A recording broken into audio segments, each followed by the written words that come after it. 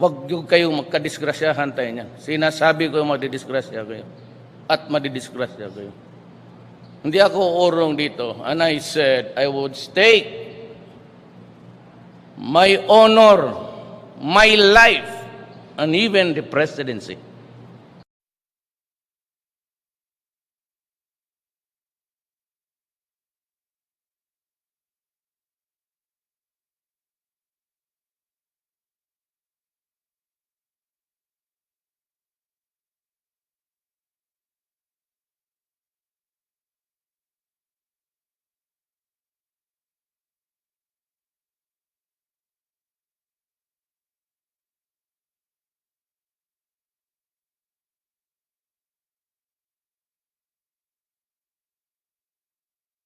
Republic of the Philippines, President Rodrigo Duterte.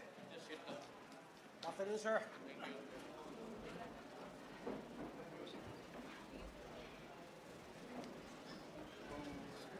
Tinographer ko?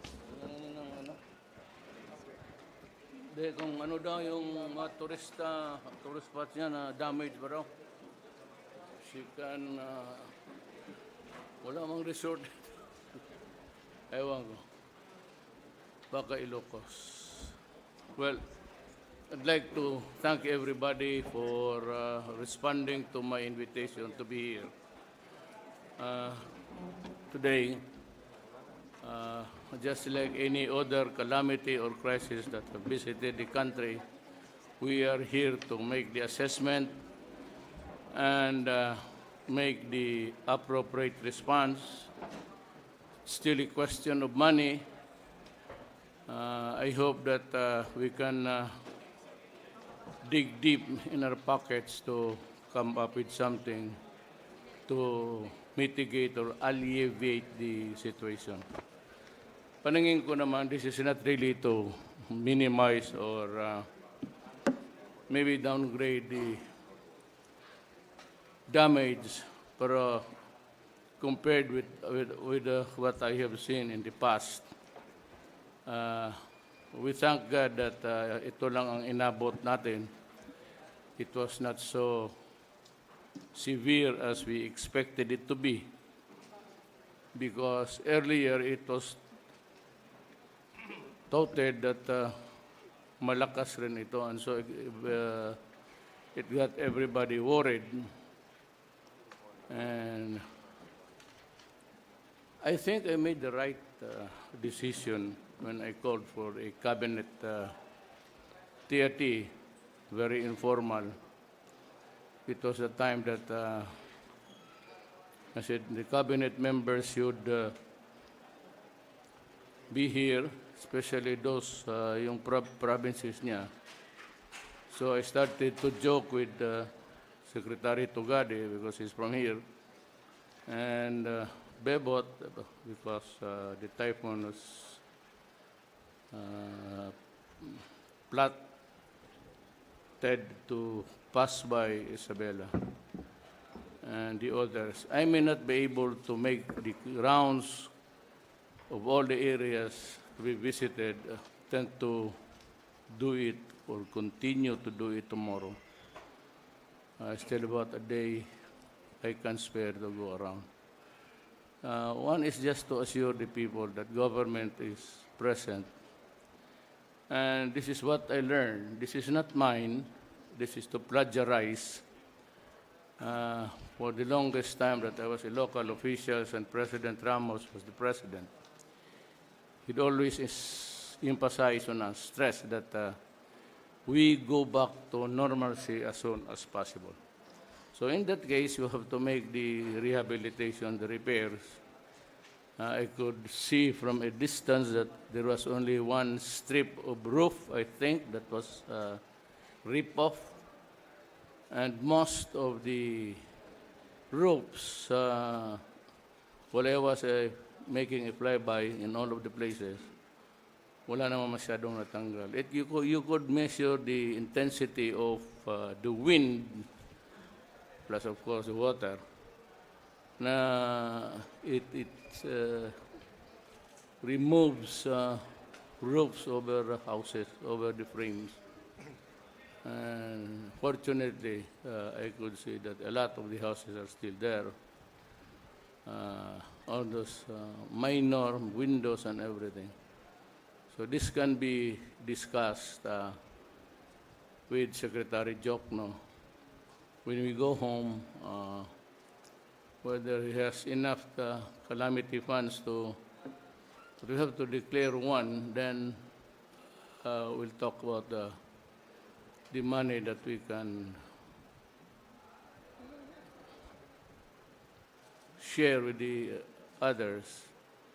Para sa akin, the most important one would be the bridges if there are damages to maintain the connectivity and itong mga sa ilaw, yung public service muna for the general public. Then we will follow the rules of how to spend the remaining money to help the residents. I'm sure there's a big component of that. Each and every department has, in fact, money intended really to meet this kind of situation. So we will discuss one by one.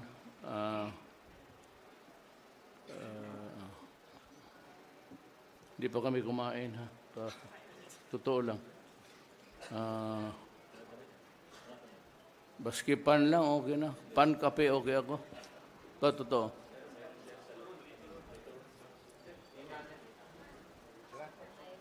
Pan lang, pati coffee would be fine. Maya na yan pag...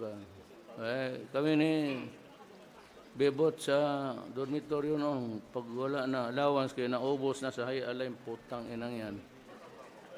Kaya hindi talaga pumayag. When I became mayor, panahon ni Estrada, Atong Ang went to Davao. Yatong, kiusap siya na magtayo ng naialay, sabi ko, itong magkaibigan tayo, huwag mo na lang pilitin, mag-aaway lang tayo. And it's because of the experience during student days when Bello started to squander his allowance doon sa High Alay. And he was eating bread and water for the next 28 days of the month. Kaya ayaw ko yung sugal. Totoo lang. I don't mind maybe yung sa labas na, but they have to pay the taxes. Making the Philippines as a base to attract commerce outside, okay ako dyan. But not for local market. Ayaw ko. Wala tayong maabutan dyan sa sugal na mabuti. Ubus pera mo dyan. Buti pa kung babae lang, basta you stick to your wife, you will survive. So, may we hear from Secretary Tolentino first? So can he give us an overview? Thank you, Mr. President. Magandang hapon po sa mga members ng gabinete, sa Sandatahan Lakas ng Pilipinas, PNP at lahat na naririto. 4 hours, Mr. President, before impact, with the permission of General Albayalde and General Espino, we convened a readiness conference involving PNP Region 2, PNP Cordillera, PNP Region 1, Regions 1 and Cordillera were connected to us via teleconferencing. May ilaw pa unon, Mr. President. Meron pang signal lang internet. And NOLCOM, General Salamat was there to test the readiness of our uniformed services personnel. DFP was there, Secretary Tugade was there, Mr. Faldon was there, OCD was there, among others. Naipakita po, Mr. President, ang kahandaan ng lahat, kabilang po ang mga local government units. Nakipag-usap po ako kay Governor Padilla of Nueva Vizcaya, dinaanan ko po si Governor Boji D. and Congressman Albano, kausap ko rin po si Governor Mamba. That was 4 hours before impact.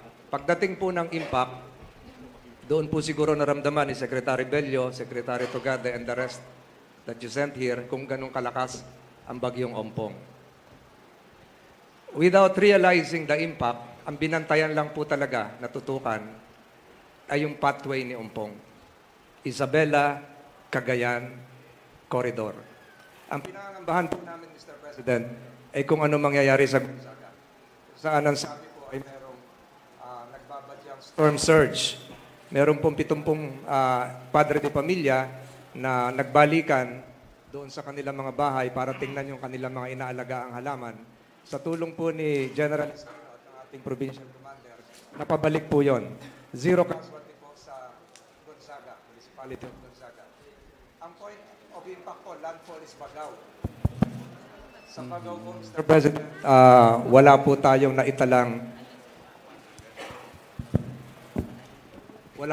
naitalang casualty sa Bagao. Yung concern po ni Governor Bojiti, 4 na bayan sa Isabela na remote isolated, Palanan, Dinapigi, Dibilacan, Iboconacon, wala rin po naitalado na casualty. The following day, Mr. President, we convene an emergency meeting of all regional directors. The regional directors are present here. Can you stand up, please? Sila po ang kumakatawan sa iba't ibang, please be seated. Sila po ang kumakatawan sa iba't ibang sangay ng pamahalaan na under po sa ating mga cabinet secretaries. We agreed, Secretaries Tugade and Bello, to subdivide the tasking without diminishing the structure of NDRIMC and OCD. All social services related regional agencies, specifically DOLE, DSWD. Sinama na rin na po namin doon na NEDA, Department of Agriculture, NFA, will be, DTI, DepEd, will be reporting, and Department of Health will be reporting to Secretary Bello for purposes of facilitating reportorial and response procedures. Immediately after our conference yesterday, a few hours after the typhoon, kinonvene na po ni Secretary Bello yung cluster niya. And he is ready to render a report targeting the main concern, which is food supply and rice. Secretary Tugade was given the following regional agencies. Of course, the OTR, DPWH, all communications, the ICT, Pag-asa, DOE, among others. Immediately after the meeting, kinonvene na rin po ni Secretary Tugade yung kanyang cluster. And now, ang target po nila at natapos na ho ata, problema ng kuryente. Yung problema ng NGCP at ng mga local electric cooperatives. Lahat po yan naganap, Mr. President, while the PNP, the military, the Bureau of Fire, other volunteer civilian segments of our society are conducting clearing operations. Lumipas po yung magdamag, Mr. President. Ngayon po gumaganda na yung panahon. Dumating po sa atin, pasensya na po kayo habang kumakain kayo, Okay lang. mahal na Pangulo, dumating po sa atin yung report sa casualty. Ang tagubilin niyo po sa akin, unahin natin yung pagtutok sa ating mga kababayan. 5.7 million Filipinos are supposed to be affected by this strong typhoon. Wala pong casualty sa Isabela. Ang una pong nag-declare ng walang casualty, Quirino. Wala pong casualty sa Aurora. I'm keeping my fingers crossed. Subalit, meron po tayong naging mga casualties, and this has been confirmed and validated. I have the names. 4:10 p.m. po kahapon, tapos na yung bagyo. Meron pong landslide sa Nueva Vizcaya. Ang Nueva Vizcaya po, may kuryente ngayon. Ang nangyari po doon, mahal na Pangulo, yung isang pamilya, sila po ay kinukuha para pumunta sa evacuation center. Ang naging nangyari po doon, remote barangay sa Kayapa ay selective compliance ang ginawa. Yung padre de pamilya, ang pinadala sa evacuation center, 3 lang. Naiwan yung 4 sa bahay, kasama yung isang 2 taong gulang na bata at isang 8 buwang sanggol. Sila po ay nadaganan ng lupa sa landslide. Kanina po ni-report sa akin sa Ilocos Sur, dapat po casualty free. meron pong isang naglilinis na ng kanyang punong mangga, tinatabas po yung punong mangga, nadaganan po ng mga branches, nasawi po siya. Nag-report po sa akin si Governor Baak ng Kalinga, isa lang po yung casualty nila due to soil erosion, gumulong yung bato, dead on arrival, tinamaan sa ulo yung isang residente ng Kalinga. Ang marami po tayong casualty, Mr. President, is Cordillera. Sa Cordillera po, as I speak, we are still searching for 13 missing individuals. Areas po ng Itugon, Benguet, Mountain Province, and parts of Baguio. Ang confirm po ngayon na nasawi sa area ay 24 na. Karamihan po dito because of landslides. Yung soil saturation because of rainfall, soil subsidence because of rainfall, at dahil napakalayo po ng ibang mga lugar na hindi na napuntahan noong pagpapaapiso ng barangay, hindi po nakapunta sa evacuation centers. Karamihan po dito ay yung maiedad, senior citizens na mga kababayan natin. Yun po yung nakakalungkot na balita dito. But your uniformed services personnel, all your LGUs did everything that they could do to prevent, to request, to force the evacuation of their constituents. Dangan nga lamang po, meron pong talagang nahirapan, kagaya po nitong sa Nueva Vizcaya, ang layo po doon sa highway ay 4 na oras yung lalakarin. So hindi po talaga kayang masundo na yung nangyari po doon. So ito po, Mr. President, yung malungkot lang na balita. But in terms of the preparedness of all the agencies that are required to stand, talaga naman po naging handa sila. We're now, Mr. President, ending the search and rescue operations. By tomorrow, the rehabilitation phase should commence. Dapat po ma-restore na yung power lines. Yung tubig po dito, yung Metro Tuguegarao Water District, may tubig na po. Hindi gaya po kahapon, medyo nababawasan, parang nagpa-fluctuate. I'm happy to report Isabela is casualty zero-free. Yung Southern Isabela, hindi naman po natamaan. Secretary Tugada reported yesterday that our airports will be operational by today. The telcos have improved their services. Ang kailangan na lang po siguro natin, Mr. President, yung dalawang nabanggit ko kanina, and Secretaries Tugade and Bello respectively will report. We are also awaiting and requesting the various local government units to declare their individual state of calamity as pursuant to the local government code, because that will trigger the price freeze of DTI. Pag nag-declare na po ng state of calamity si Cagayan, si Isabela, and the others and the other regions comprising CAR and Region 1, DTI will kick in the price freeze process. So, Mr. President, ganun po yung nangyari dito. Ang kailangan po natin, kagaya nung sinabi ninyo, ay quick recovery. With the presence of all the national government agencies here, palagay ko po mapapabilis yan. I already expressed my condolences in your behalf to the loved ones of the families affected. Halos 29 na po tayo ngayon, Mr. President, at nakikiramay po tayo dun sa mga nasawi dahil dun sa landslide. We've done everything, Mr. President. We congratulate PNP Region Commander 2, General Espino, General Nana of CAR, General Sapitula of Region 1, at lahat po ng ating mga gobernador. Talaga po tumutok lahat sila. Ang kailangan na lang po ngayon, Mr. President, ay ma-repair na yung dapat ma-repair dahil ang sinasabi po ni Governor Mamba at Governor Bojidi, yung epekto po ng Typhoon Lawin, halos hindi pa ho nakaka-recover, nadagdagan na naman po ngayon. Ito po, Kapitolyong ito, halos mawalan po ito ng bubong. Hindi pa ho na-repair simula nung Typhoon Lawin, halos kasing lakas ng bagyong Ompong. Yun lamang po may ulat ko, Mr. President, at pasasalitain ko po si Secretary Tugade at si Secretary Bello. Well, before the two secretaries, I share the grief of those who have lost their loved ones. Those are what we would call unforeseen events. In insurance, it is a term, an act of God. I don't know how it can be an act of God, but that is the term used in insurance.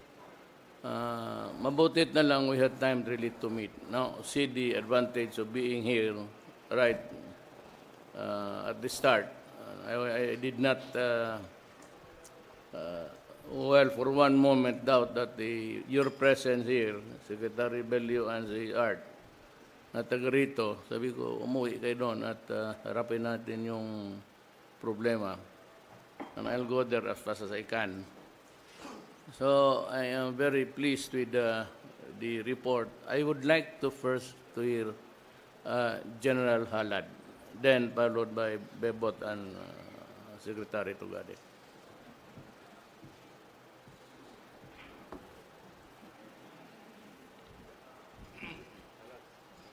Sir, the Regional Director of Office of Civil Defense, who heads the Regional Disaster Risk Reduction Management Council here in Region 2, has a prepared briefing for the President. But anyway, before that briefing, let me inform the President that 1 week before or almost 2 weeks before the landfall, when we detected the likelihood of a typhoon being developing somewhere in the Marshall Islands, and when we projected it will likely affect the Philippines, we advised the concerned agencies to undertake necessary preparedness, and the DILG issued directive towards that effect. Likewise, we convened meetings initially at the Office of Civil Defense, and then we progressed towards meetings at the National Disaster Risk Reduction Management Council in Camp Aguinaldo. So we afford ourselves early preparation for this very strong typhoon. And various agencies within the region carry out preparedness actions, not only in Region 2 as well as Cordillera, Region 1, and even Region 3. Aside from that, as presented to you last week, we had a contingency plan for augmentation of responders towards any affected regions. And we have now deployed in Cordillera in order to help in the retrieval or rescue of anybody affected in the various landslide incidents that happened within Cordillera.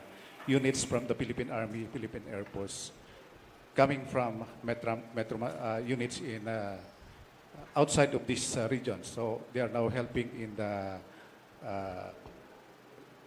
search, rescue, and retrieval efforts. Now, to give the President a bird's eye view of the effect of Typhoon Ompong here in Region 2, I think Region 2 Director of OCD has a briefing for the President. I cannot overemphasize the role of the police and the military.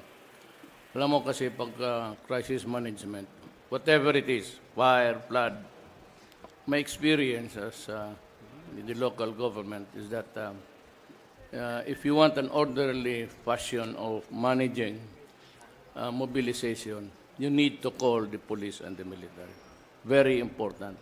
They're the only ones who can really do it and make the orders implemented or obeyed.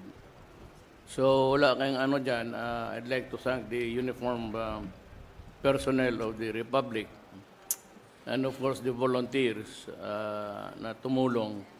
I could only offer my snappy salute and my gratitude for being here during this time. Now, we'll go now to Bebot, then after that to Art. So, sino mauna sa inyo?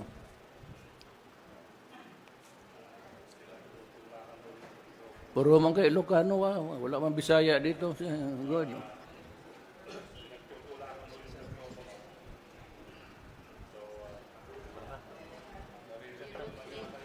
Hindi masyado. Not. Pinagtutulakan ho yung mikropono ni Secretary Bebot sa akin, so ako na ho mauna. Nung Huwebes ho, nung naatasan kami ng ating Pangulo na lumakad dito ng Huwebes ng gabi, andi dito po kami ni Secretary Bello at ako. Sandali, Art. Yung gabi ba na pag hiwalay-hiwalay natin, pack up ka kayo? Po? Pack up ka agad kayo? Alis ka kayo? Yes, sir. In fact, ang instruction nyo gabi ho ng Webes, andito kami ni Secretary Bello bago mag 8:30 in the morning the following day. Tayo na, Senator, believe ako sa iyo. Pagdating ho, nakipagpulong agarat kami sa mga local government, kay Gobernador, at pati na rin sa yung alkalde ng Tuguegarao, na kung saan napag-usapan yung tinatawag na mga plano at anong gagawin. Ginawa rin ho namin ang pagkakataon na mag-inspeksyon ng evacuation center sa habang umuulan. Napunta ho ako. Sabihin ko lang ko na konting human story. Nung ako'y nag-inspeksyon sa Tuguegarao East Central School, meron ho isang grupo doon na kilala ko, tiya ko pala, na taga Claveria. Taga saan ka ba dito?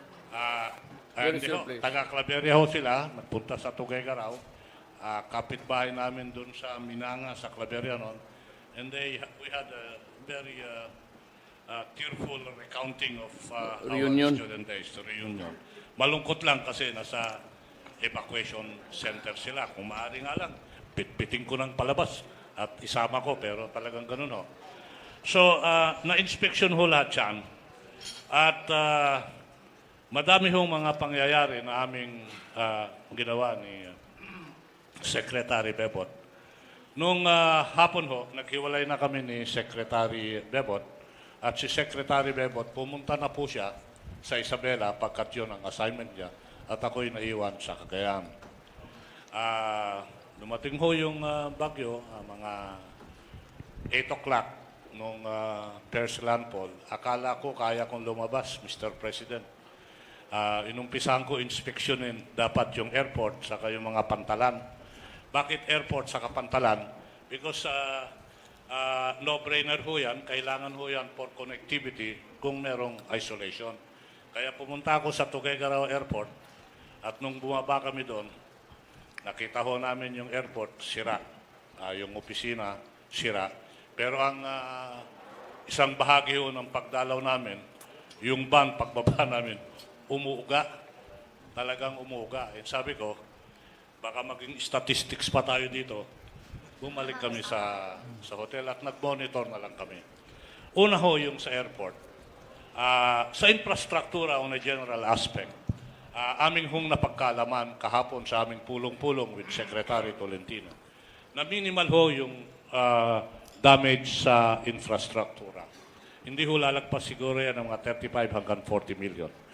Malungkot ng isang malaking bahagi ng na-damage is yung airport, yung CAAP office. Natakot ho ako baka naapektuhan yung runway or yung rampa o yung ILS na tinayo. Bagamat nung hapon na, sure na ho kami na okay yung rampa, yung runway. Tapos na-install yung high-velocity telecommunications, pati na yung satellite communications. Kaya naniwala kami na nung hapon pa, pwede nang mag-landing yung aeroplano. Kaya pumayag ho ako na yung C-25, yung aircraft ng Kwana, pwedeng mag-landing kahapon, pero ipinagpaliban na lang. Ang na-damage ho sa atin, yung hong baggage carousel at saka yung X-ray. Yung X-ray, siguro ho, sa mga susunod na araw, baka mano-mano tayo dyan.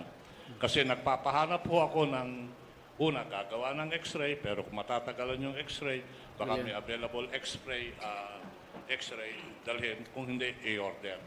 Ang sabi ho sa akin, yung commercial operations, question mark pa yung X-ray, pwede na ho latest Tuesday, commercially operational na yan. Yung sa mga ibang paliparan, kagaya ho ng Kawayan, operational yan. Ang Lawag, operational na ho ngayon. Wala namang problemang malaki sa Basco at walang problema sa Lalo. Doon sa mga paliparan, basically, wala ho talagang tinamaan ng salanta o damage except for the CAAP offices and the various offices at the airport in Tuguegarao.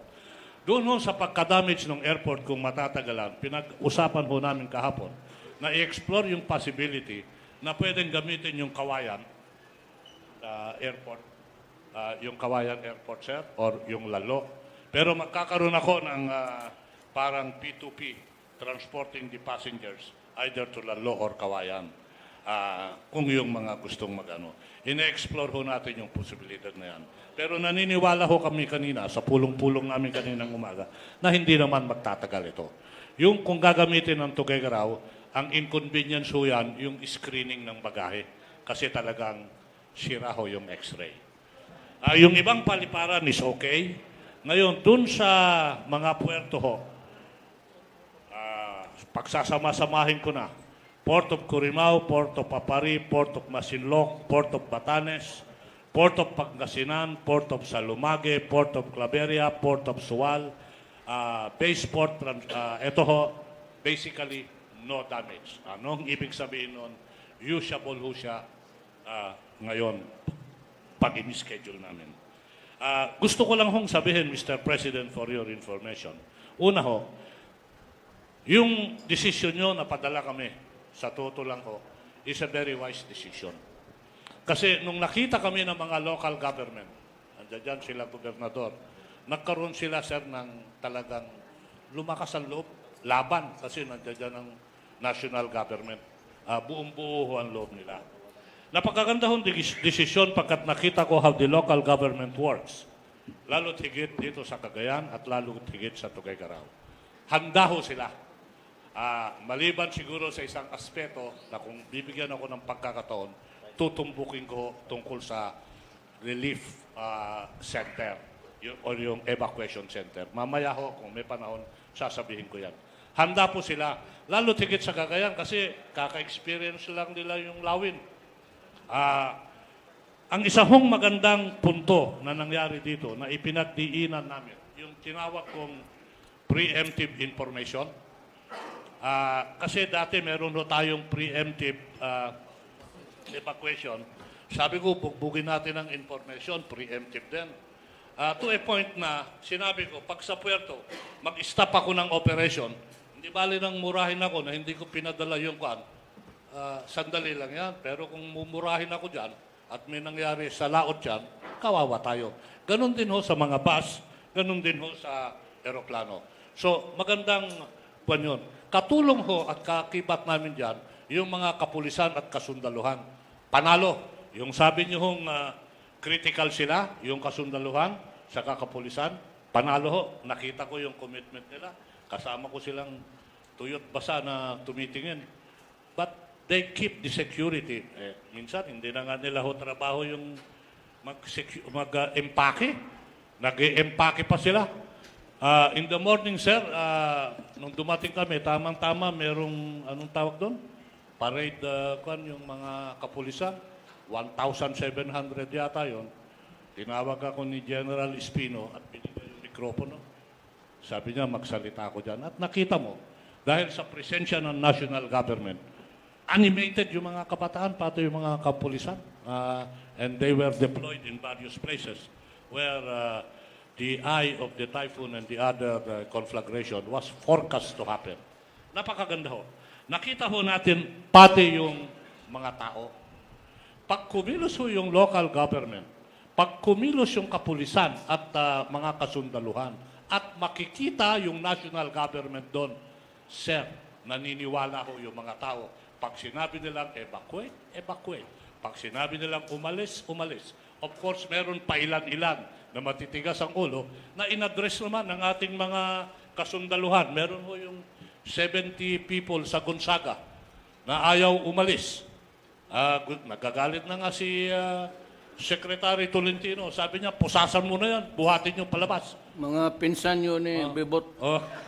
Ayaw ho talaga umalis. You know, yung mga ganyan. Pero compared to what has happened in the past, yung compliance sa ka-obedience ng civilian population, iba ho. Sinabi sa akin ni Kunyan, ni Governor, saka ni Mayor, sino yung General? Soriano.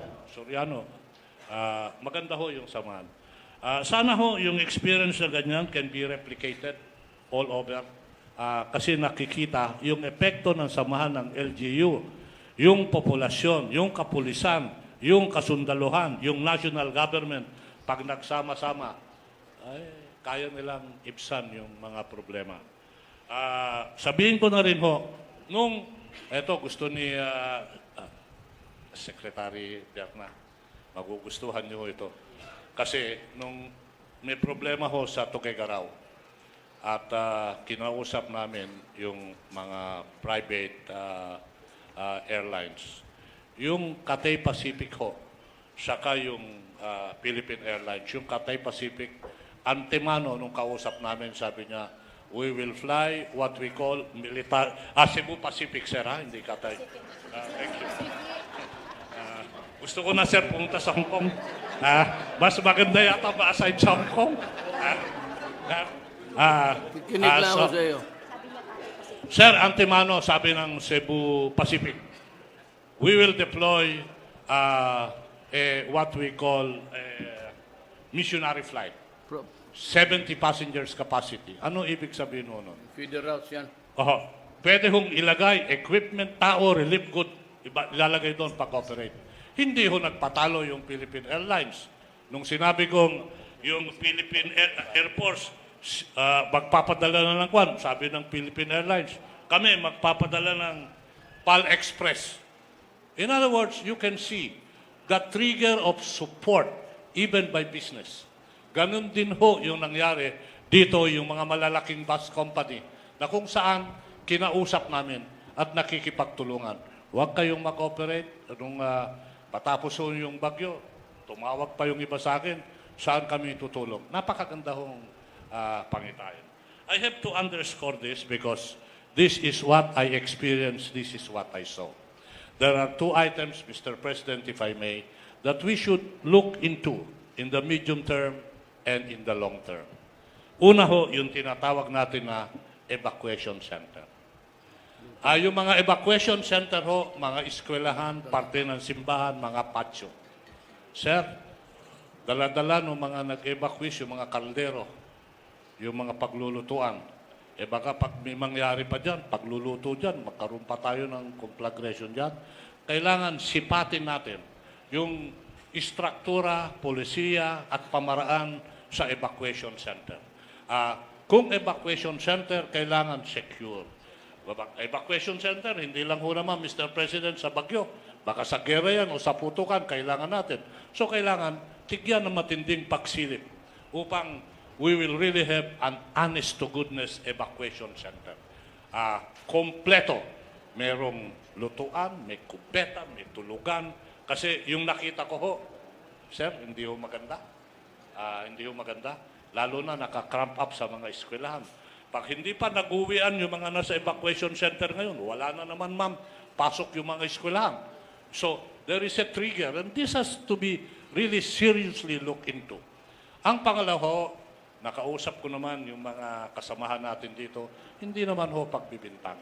Ang sabi ko, silipin natin yung anunsyo.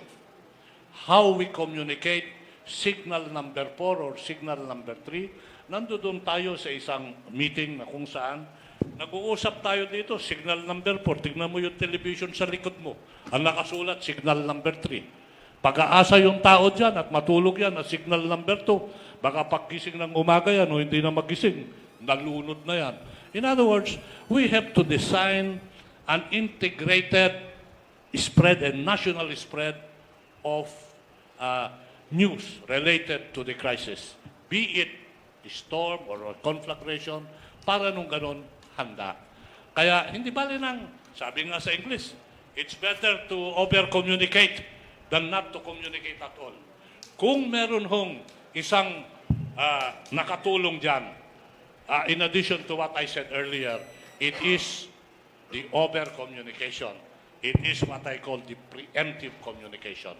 I think communication must come up with an idea so that automatic yun na hindi na yung tatawag ka sa pag-asa, tatali dyan, kailangan naka-interlap, naka-hook yan.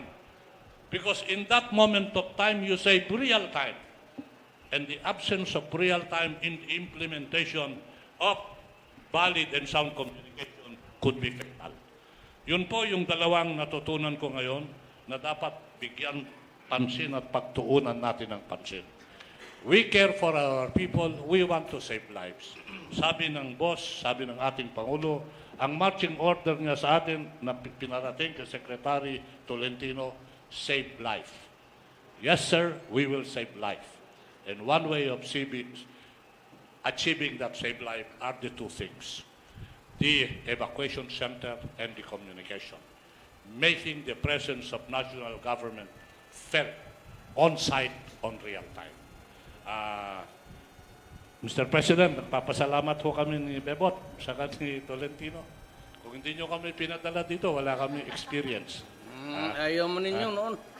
Oo nga ho, nagtatawanan ho kami. Pero yung tawanan lang ho, Mr. President, sandali lang. Kasi pagkatapos ng meeting, nagpulong-pulong kami. Alas 7 umalis ako. Nandito ho ako ng 8:30 kasama si Secretary Bebot. I probably have noticed that I was really, hindi ako nag-deadpanning. I was really serious in saying that you have to go there because somebody suggested that you must have a face there. Who was it?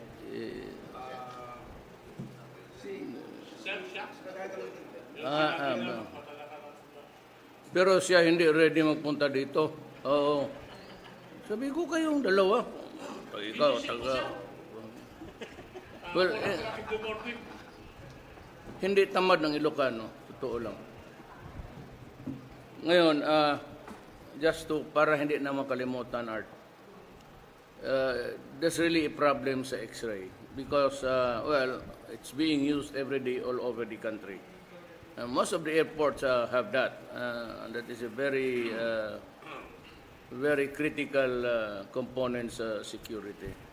I remember Davao suffered the same fate months ago when I was mayor. Tapos mga 4 na buwan. I think you do well to have another 3 or 4 stock lang sa iyo since you're running the airports in the country. Mahirap kasi magmano-mano because it would create again an aberration all throughout. Delayed flights, stressed people, and everything is in aberration. So, yun ang isang suggestion ko sa iyo. Why don't you just have about 3 or 4 pang-reserva for the big ones and for the small ones. Davao needs on them. Yung mga domestic. But the big ones, itong mga Naya, well, of course, it's being operated by somebody else, or it could be in the hands of the private enterprises, okay na yan. So long as they can really provide the security. Ngayon, ang concern ko is itong, sabi ko kay Ma'am Briones, na historically, pagka mayroong crisis, whatever, man-made or calamity, sunog, and itong away, ang mga NPA na ito, yung mass movement ng tao, ma'am, always they seek refuge in schools because that's the only one big enough to accommodate a number of people. Na I want to maybe yung DPWH to design just like a gym, but it cannot be a place for habitation. It's only intended to be used during itong evacuation center. Kasi pag ganito tayo ng pag ganito, especially in places na prone sa baha, ang mga bata napuputol yung edukasyon. If we can have a design from DPWH na maganda, parang gym with a lot of maybe marami lang yung separate lang yung comfort rooms or washrooms for the ladies and the meron ako rin sa Davao separate lang. If we have about 10 of that and another 10 for the men, it would go a long way to alleviate the suffering of the people at that time. At sa Mindanao, you do well to, meron ako, if you have time, just in front of the Davao Medical Center, Southern Philippines. meron akong tinayo dyan na parang gym kasi yung mga tao, may kasama talaga yan sa kasama nila yung masaksakit nila. Nakita mo sa bukid, pag nagkasakit ang tatay, lahat yan bababa. Walang maiwanan eh.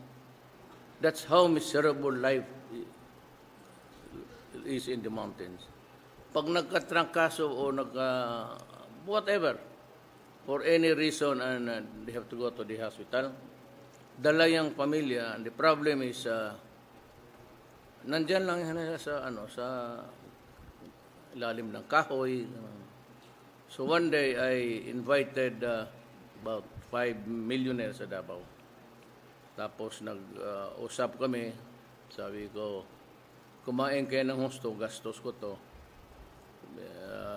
para maligaya kayo. Then after that, dinala ko sila doon sa ospital, tinuro ko yung bakanting lote. Sabi ko, kailangan ko ng parang sort of a gym. Open air lang kasi kung ano yung congestion. Kaya parang gym lang na may trapal to cover the guys who are there during mahangin o maulan. Pero meron sa Davao. But if we can make it something like one for every, lalo na sa dito yung maharap ng typhoon, Samar, Leyte, Bol, Cebu, hindi masyado marami. Structurally, ang Cebu, they can always find a secure place. But itong mga open fields, gaya ng Leyte, Samar, yun talaga ang kawawa. So, it might cost us billions there. But if we can have, Mindanao, hindi masyado. Wala masyado ang Mindanao. It's the Eastern Visayas and the Eastern, yung facing the Pacific Ocean. Because the typhoon generates there. The warm water is there. So yan ang isa na pag-aralan na lang. Baski pag-alis natin, pagkatapos natin sa gobyerno, may maiwan tayo ng ganun. So as not really to create, I said, a temporary closure of classes. And yung sa DPWH, kung wala namang problema ang daan, pati bridges, walang problema sa, mayroon bang tulay na Isolated. May mga landslide, sir, sa Cordillera. Yung sa Cordillera, sir, meron lang. Tapos yung yung sa Lawakan Airport, matindi ho yung damage ng Lawakan Airport. Meron nga isang bahay doon na was away doon sa runway 27. So siguro it will take more than a week bago ko malinisan yung Lawakan. Anyway, I'm going to the Cordillera sa Baguio bukas. And yung flights, ito kay DOT Secretary na yan to make the total barkada mo man itong dalawa. Ikaw na lang follow up niyan, Birna. Yung feeder routes tawag nila, missionary, yung mga bagong openings na yung if they can provide, marami na magsakay, mura namang aeroplano ngayon. Kung sakali, wag lang nila mahalan masyado. By the way, Lard, ito bang pamasahe sa aeroplano, kontrolado talaga ng airlines o kontrolado natin? Which is which? Yung pamasahe sa aeroplano ho, may say ho yung tinatawag natin na CAB. Lahat ho ng flight structures niyan, kontrolado ng CAB. Meron ho akong mga sinisilip, hindi lang sa aeroplano, pati pressure sa shipping. Na kung saan magkakaroon ng preferential rate or even, nasabi ko na ito kay Secretary Piñol, na yung food, lalo yung perishable, iba yung presyo. Ngayon ho, yung presyo sa pagsakay sa aeroplano, involved ho dyan yung tinatawag na presyo ng fuel, yung avgas control. Kaya pag tumaas yung presyo ng avgas sa merkado, tataas din yung presyo ng pamasahe. Kaya by how much? Mahal masyado ang pamasahe ngayon. Sir, sa totoo lang, sir, nung bago tayo nag-assume, laging may diskusyon dyan how much. Nung nag-assume ho tayo, Inumpisahan ko yan ng mga 3 months ago. Nag-i-establish ako ng matrix. Para establish yung matrix na nakatali sa cost ng fuel on a per barrel. Kasi ang nangyayari ho noon, ma'am, pag na-approve yung increase ng surcharge sa fuel, baski bumaksak na yung presyo, hindi na nila kwan. Ngayon, by creating a matrix na nakatali sa dalawa ho, yung price of fuel per barrel in the open market and the Central Bank Consumer Price Index, yun ho yung sinasangga-sangga natin. Yun ho yung mga pinag-usapan kasama yung mga airlines po, mga a month ago, na bumubuo ho kami ng matrix. So that hindi yung usap-usapan, mag-uusap ka, tapos na yung bumaba na yung presyo ng fuel, pinag-uusapan mo pa yung surcharge. Ini-implement mo na yung increased surcharge, bumaksak yun na yung cost of fuel, nakalimutan ng ibaba. So ang ginagawa ho natin ngayon, ginagawa kong axiomatic based on that matrix. Ang mangyayari dyan, pag ikaw hindi mo binaba pagdating ng presyo on a per barrel, you can be subject to sanctions and penalty. Ganun ho. Pinag-aaralan ho ngayon yan. Malaking bagay ho yung cost of fuel. One of the most expensive ang Pilipinas sa pamasahe ng eroplano. No? Yung pamasahe ng eroplano, you can get it about $100 outside Kasi ho, with the same distance. wala po tayong sariling fuel langis. Yung mga iba ho, meron sila.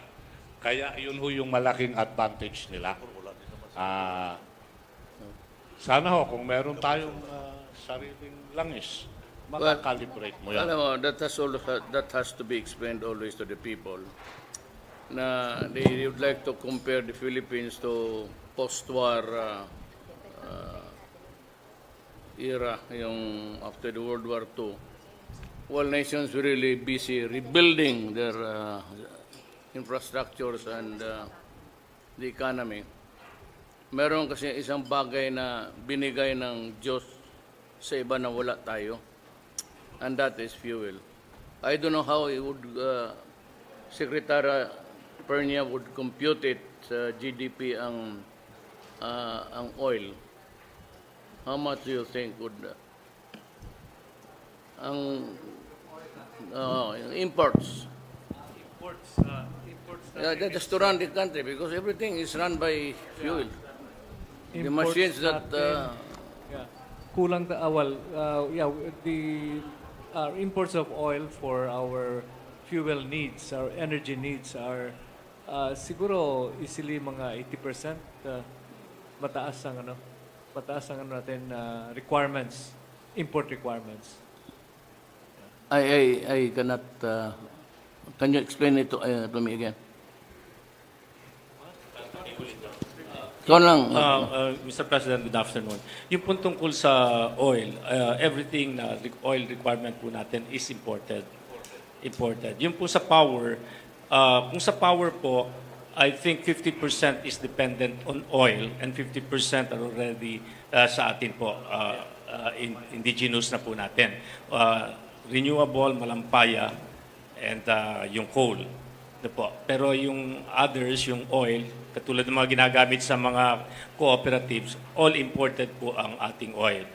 That's why we are working on that project on exploration sa Philippine rice at saka sa West Philippine Sea po for our oil sufficiency. Alam mo, the one tragic development in this country was really the absence of vessels, sea, barko, that used to travel from the provinces to Manila. Alam mo, ang Davao, nawalaan yan. And so everybody has to take. Walang choice, aeroplano. And irrespective of the economic level, ang problema kasi dito sa barko is, ang mga probinsyano kasi, ito yung kay Art na to. Yung probinsyano kasi Art, magpunta ng Manila, may mga baon yan sila. baon ng bigas, mga itlog, for their relatives o sa manok. Mayroon silang baon na para doon sa pupuntahan nila. Or, might really be the consumption of the period that they would be in Manila to work on something. Ang masakit dyan is wala na yan. And they are forced to take the plane and they have to pay for the excess. Wala na, hindi sila makadala ng saging, hindi sila makadala ng the usual culture of the Filipinos na meron talagang madala and even the consumption of rice while they are there. So, ang gusto kong malaman, when is the ship Ayabadas pa, there ought to be. Kasi dito, kita mong hirap ng taga Davao. Pati dito na sa Eastern Mindanao. Lower. They have to go to Jensan. Nandito yung Jensan sa kabila eh. So it cuts across Davao del Sur down to South Cotabato. Doon pa sila magsakay. So imagine the effort and the time, yung labor nila to be transferring one place to another. Eh, sa mga barko naman, they are allowed a certain number of... kung maibalik lang sana yun, kasi hirap ang mga tao dito sa Mindanao. So kung merong interesado na let them in. Baski pareho ang pero may madala ang tao. Dito sa eroplano, alam mo na, mga pobre. Yeah. They're even afraid to touch their anything. Hindi naman sanay sa eroplano yung... So that is one of my just misgivings ko ngayon sa present. Yeah. With the permission of the President, sir, there are two clear things which the Department of Transportation is doing or trying to do in relation to food, which is addressing the cost of food. If you will review the cost of food, the major component of that is transportation. Two things are being done by the Department of Transportation. Number one, which we have started last week, is to provide refrigerated containers for use by the magsasaka and the mangingisda para nape-preserve po. Inumpisahan ko ho yung refrigerated container una sa Tacbilaran. Once this business model works, then it can be done all over. Immediately, I have a commitment already for easily mga 25 containers that can be mobilized. 40-footer ho ito. Kasi pag na-preserve ho yung storage, then it can address also the additional cost and wastage. Pangalawa ho, kakausapin namin, lalo tigit yung mga shipping companies. Alam ko na yung cargo component ho nila, hindi naman nauubos lahat yan. Kung magkakaroon lang ho ng special tariff para sa perishable, para sa goods, sa food, na instead of yung taripa ngayon will be dictated by market, dapat yung taripa dictated by a tariff agreed together para makatulong. Kung mababawasan yung cost of good sa transport ng food, then mababawasan ho yung cost of food dun sa merkado because you are addressing a major component which is the cost of goods sold transport. Pangalawa ho, dun sa Davao Manila run. Napangako ho ko noon na mga Oktubre, magse-sale na ho. Meron ho isang kumpanya, Chelsea Shipping. Inaayos na ho namin, nag-back down lang sila dun sa pagbili ng vessel na dapat may operate dito sa Davao, Batangas, Manila run. Bago ho mag-Pasko, sana yan ang ultimate cap ko. Yung Davao, Manila run with Batangas will be in place. Sabihin ko lang po kung mararapatin na wala ho yung ruta ng Davao, Manila, hindi ho sa termino natin. Nung mga nakaraang administrasyon ho yan, dulot nung tinatawag na yung mga aksidente sa mga mga lubog-lubog, nawala ho yan. Kaya tayo ho sa administrasyon po natin, sir, ibinabalik natin yan. At meron akong kaming kausap na shipping company na willing naman mag-ambak para yung ruta na yan mabuhay ulit. Ito pong taon na yan, sir. Well, there was an incident that we think that was caused by terrorism. Yung lapas, something. Yung namatay. It was really terrorism. I'm sure of that.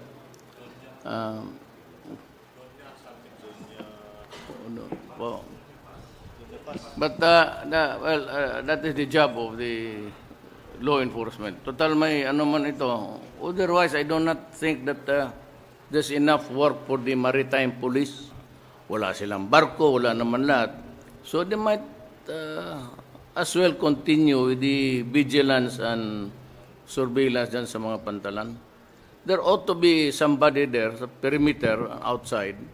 Nandiyan pa yung Coast Guard, yung Customs Police, Maritime Police, puro policeness lang kayong lahat dyan.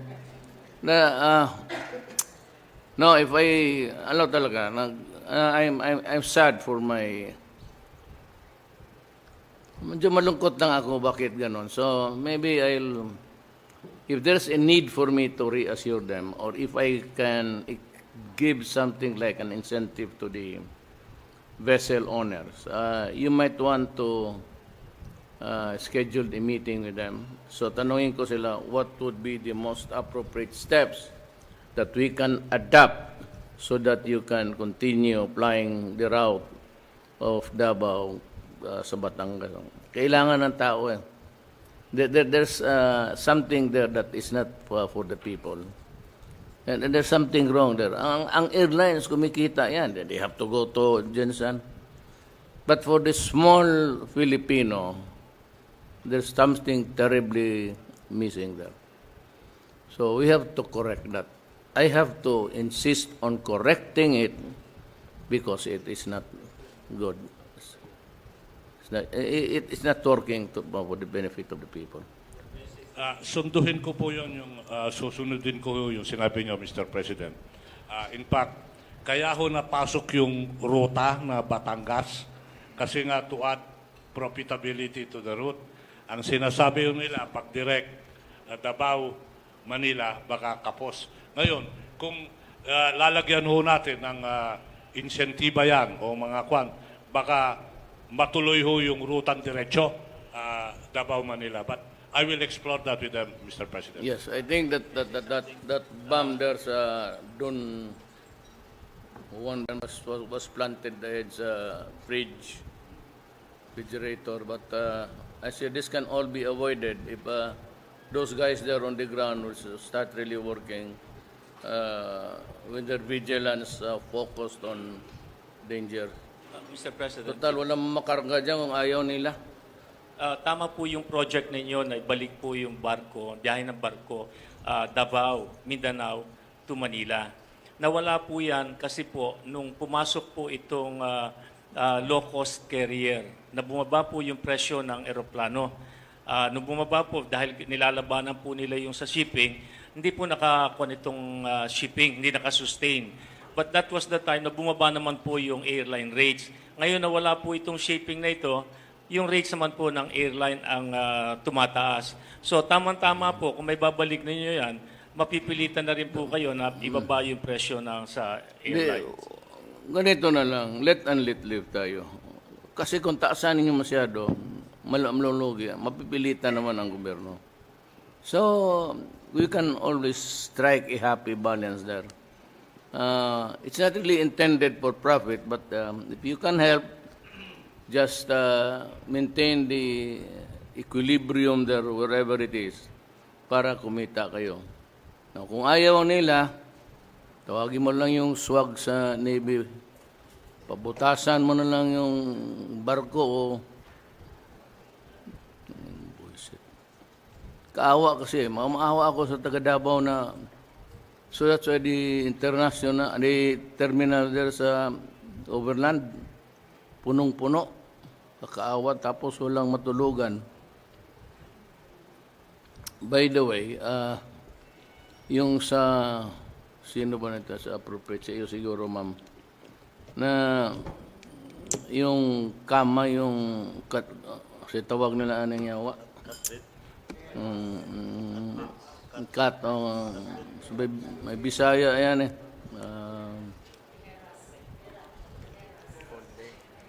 Yung ginagamit sa sundalo noon.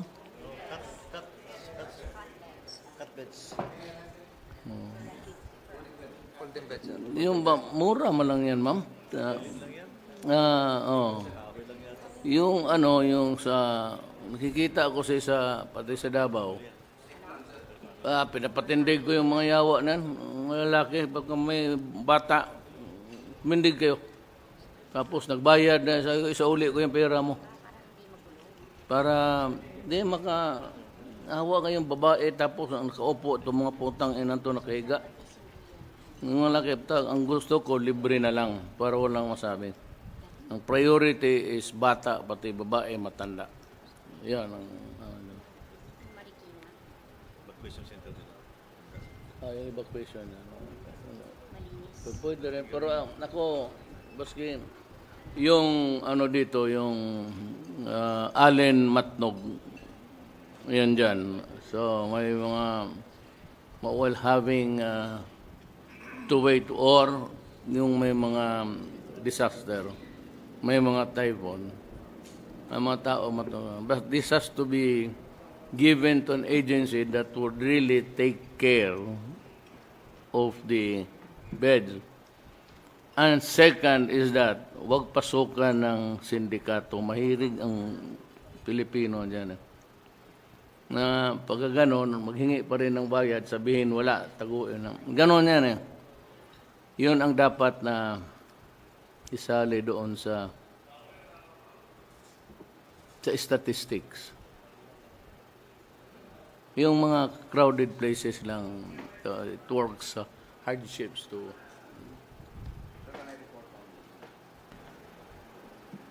Sino magkawap na?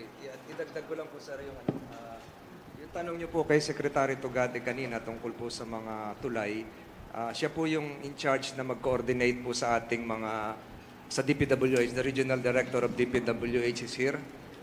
Sir, meron tayong not passable kahapon sa Cannon Road.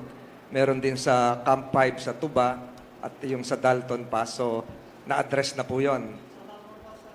Na-address na. Meron pong 7 tulay sa Isabela at ilang tulay sa Cagayan. So, Sir, Mr. President, si DPWH nagko-coordinate sa Governor at kay Secretary Tuguegarao. So yung sa Quirino, 3 tulay. Passable na po yun, sir? Partially passable.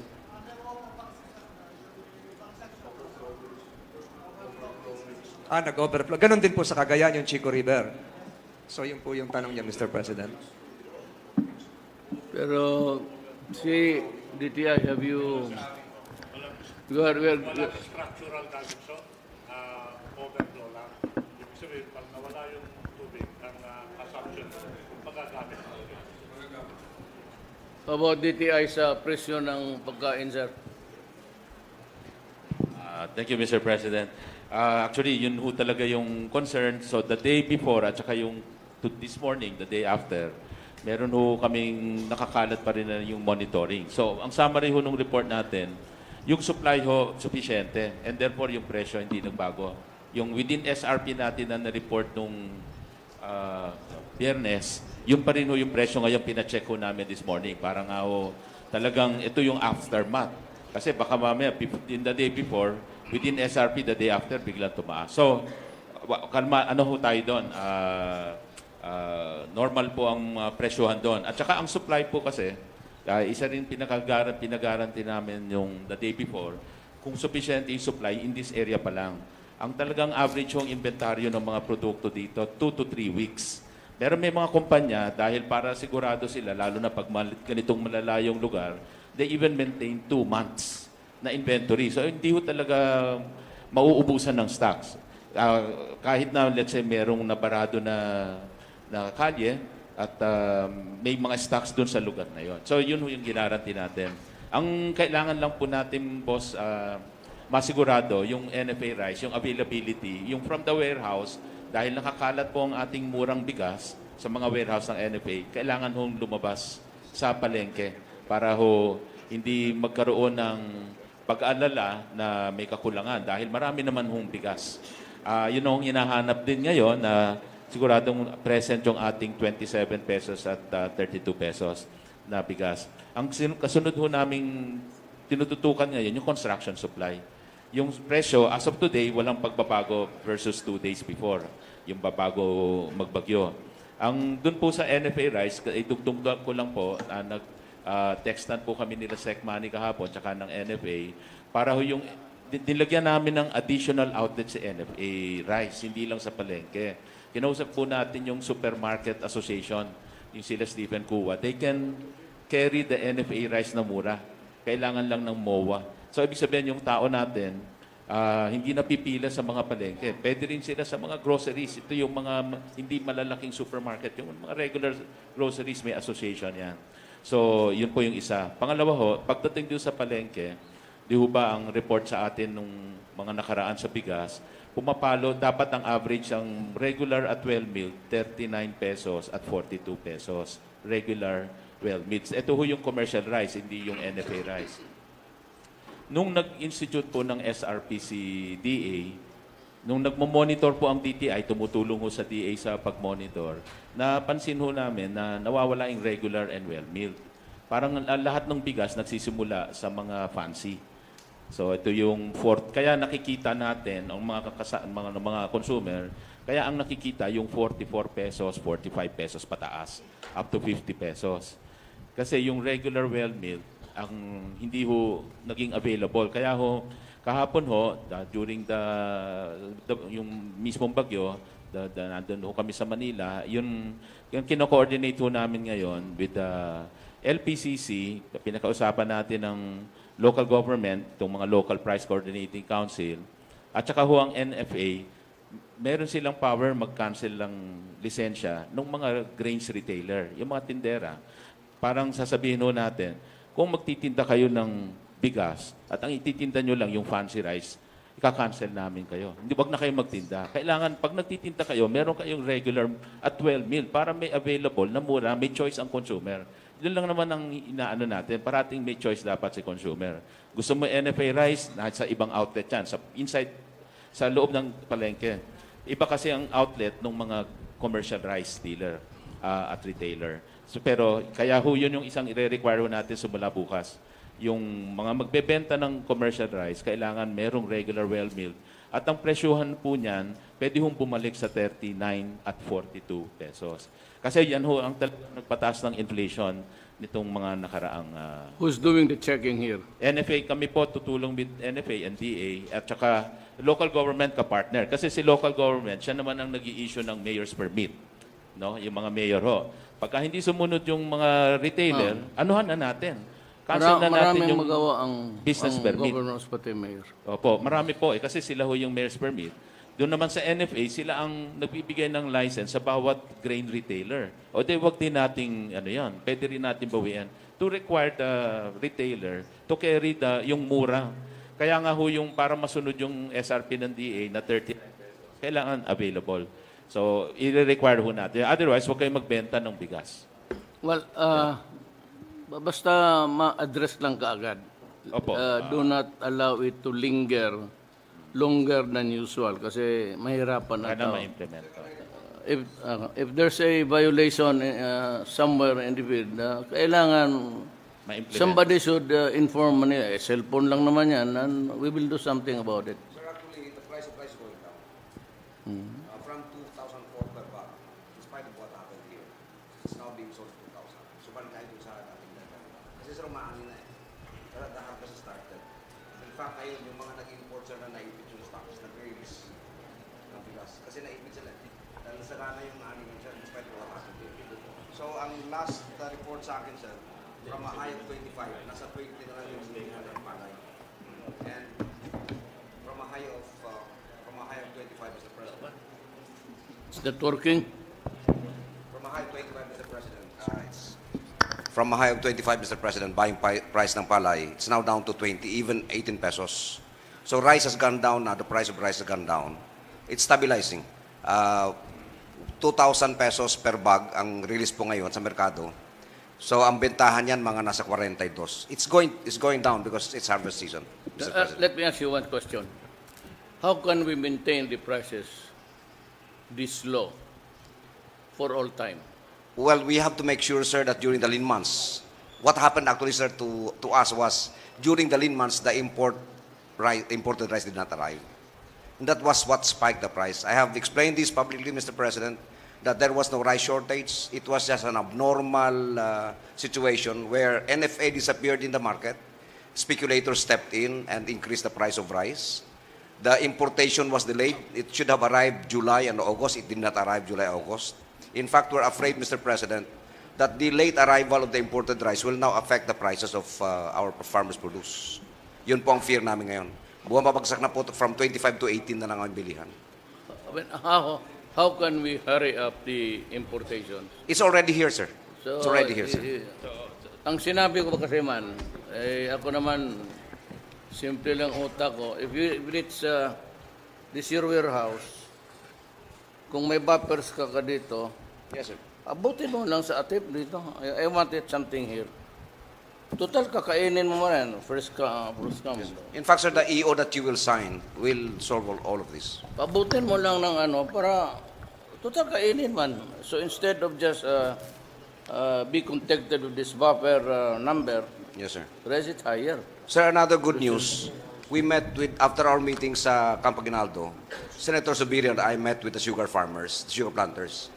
They are supporting you. They're selling their sugar now at 48 pesos per kilo. And they are saying that if the government wants to import sugar to bring down the price, they're willing to sacrifice na walang Problema pansin. niyan kasi the fructose industry is booming also. So it creates a pressure dito sa market. You cannot forever, sabi mo, we cannot import. sir. That would be violation. Actually, willing man sila, sir. Sila nag-volunteer, sir. Also, Mr. President, I would like to report to you that Secretary Del and I, and now I've referred this to Governor Mamba, when I went home on Friday, I went to Bukidnon and consolidated the vegetables available, fish for Zamboanga, and fruits from our regions.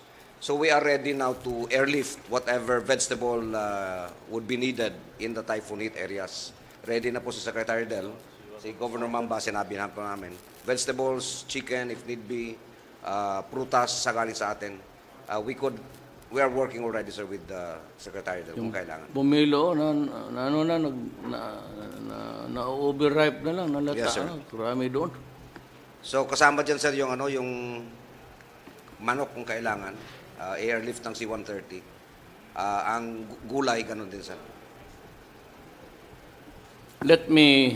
Is there anything still to discuss?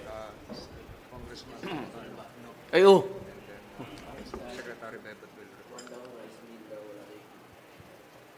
Mr. President, sinabi ko lang okay pong yung NFA, kung talaga sosolvin natin yung problema, sana magkaroon sila ng gilingan at saka maraming drying facilities para doon sa mga warehouse nila. Kasi ang problema ng palay, pag kinukuha natin, sila pinakamahal bumili ng palay. Kaya lang wala silang dryer, wala rin silang gilingan. Pinagigiling nila sa labas yung palay nila. So kung ginigiling sa labas yung palay nila, ang bumabalik sa NFA, hindi magandang bigas na.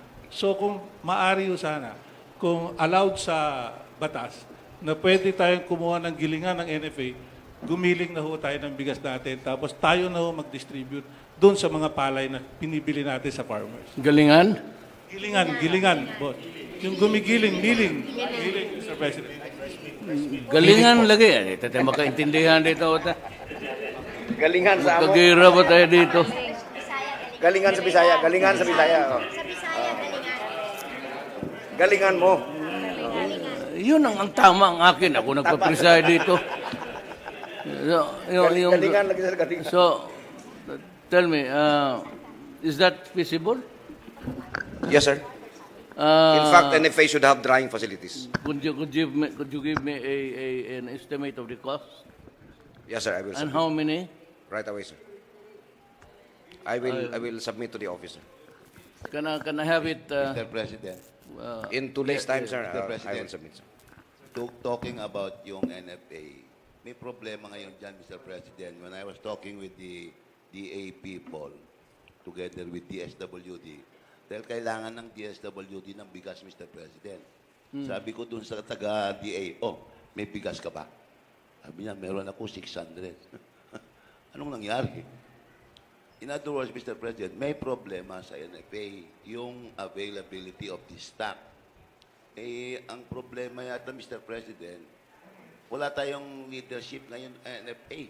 Because nung pagdating pa lang namin ni Secretary Tugade, ni Art, tinetext na namin si Secretary Piñol. Sabi namin, pupunta kami sa Region 2 to address yung possible problems ng pagkain doon because of Typhoon Ompong. Pwede ba make available to us bigas? Hindi sumasagot nung una si Secretary Manny. Sabi ko, bakit kaya? Until finally he called me, sabi niya, hindi ko hawak NFA. Babae lang. Kaya wala tayong alibyo ngayon. Kaya nga, Mr. President, baka naman even just for this season, itong Region 2 problem, baka naman pwede nyo ibigay muna sa kanya yung authority over NFA para ma-actionan niya agad. Only for this, itong Region 2, ito lang, Mr. President, para maibigay agad yung bigas. Sir, sino bang, pardon me, I'm not trying to, but sino bang mauna mag-retire sa inyo? Si Rolly o ikaw?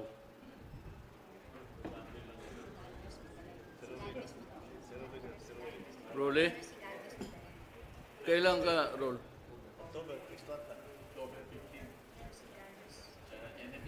NFA, bait yan, si Rolly. In the meantime na hindi kita malagay sa Central Bank, pwede ka muna sa NFA siguro to rationalize the idiotic ditong para maplano, make it structural. Retire na yan. Pero immediate nating need nito, Mr. President, ma-address natin. Only for this Region 2 problem. Para ma-make available yung pangangailangan ng Siguro, sir, pwede naman ako magtawag sa inyo. Maski hindi under sa akin, sir. Anong araw ka mag-retire, Rol?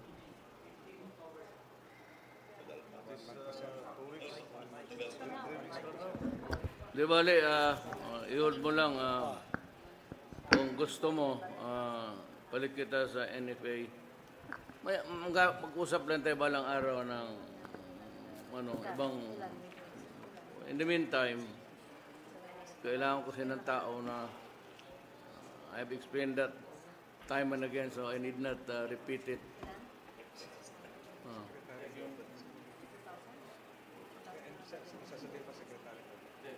Okay na. Senador naman yan siya.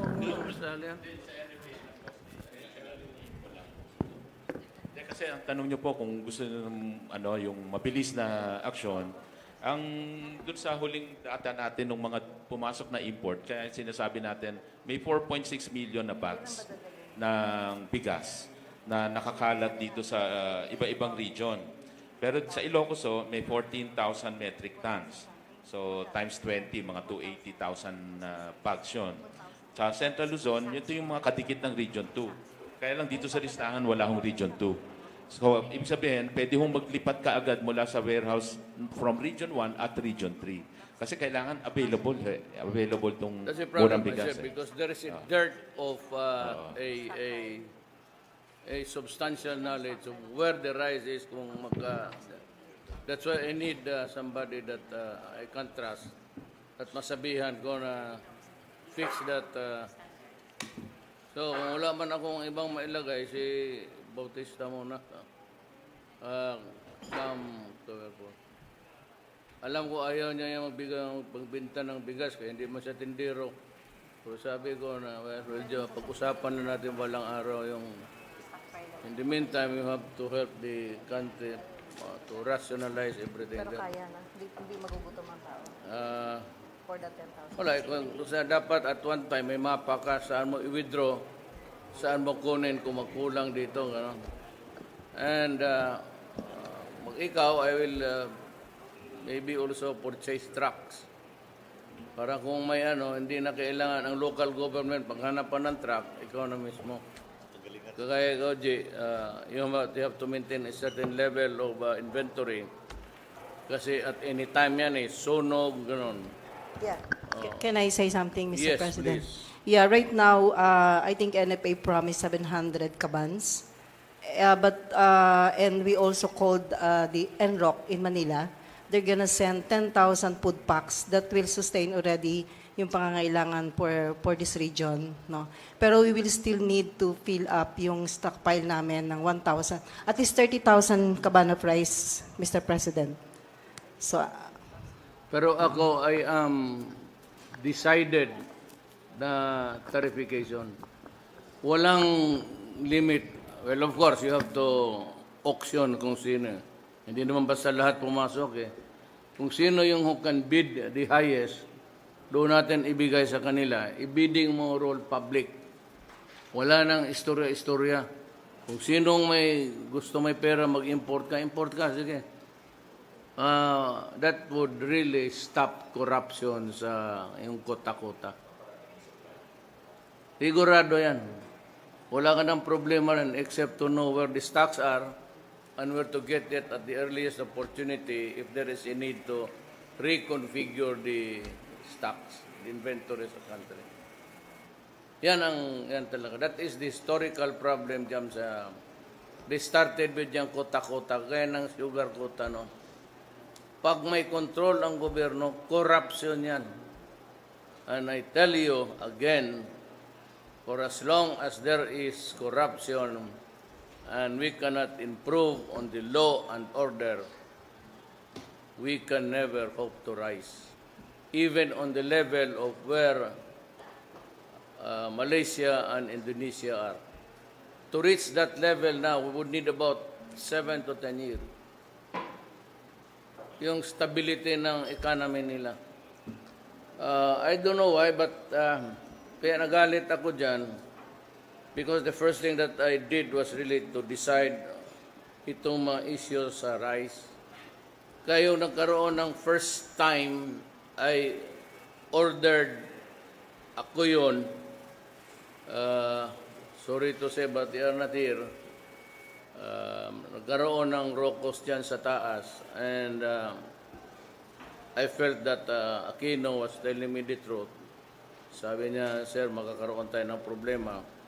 So I ordered, sabi ko, mag-import ka na. When nobody knew it, sabi ko, mag-import ka na. Hayaan mo yan, ako na ang magsagot yan. So this time, wala kang problema dyan, Rol, kasi i-auction mo lang yan, public. Ito, magkano, ibigay mo. You want to import? Okay. How much are you willing to give government? Ganoon lang. Huwag ka na yung sealed. Yung harap-harapan. And invite everybody, including the media. Buti yan. Wala nang, basta yang may control, yung kota. Mapupunta lang yan doon sa mga mayaman na may koneksyon at may pera. Sigurado yan. Dapat hintuin na yan. We will implement the tarification maybe next one. Good as any other time to do it because nandiyan ka. So we will just enforce the law, period. And allow everybody, kung sino yung may pera, if he wins the bid, he can have it. That's one way of preventing also the cartel. Say anybody, kung sa dito magloko kayo, then I will allow at saka kung ito, I'm just also giving you not really warning, but an advice that kung palagi ito na ganito and Mindanao continues to suffer, we are trying to avoid a war there from getting out of hand. We have time and again been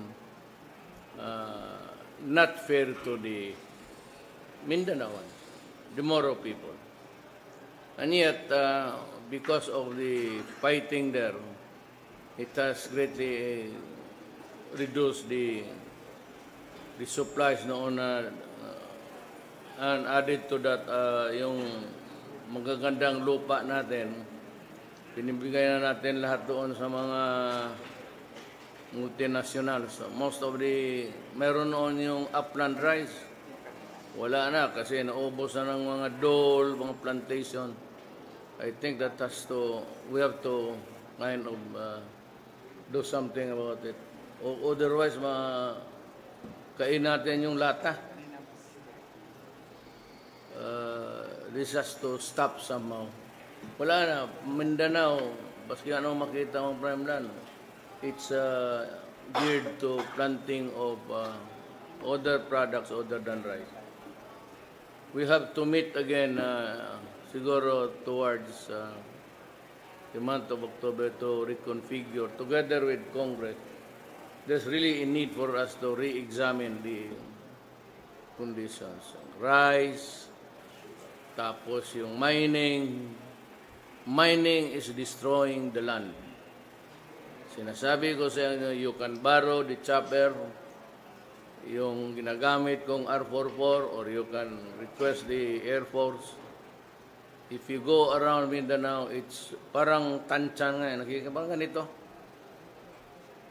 Kita mo yung sa taas, itong takip nito. Yan parang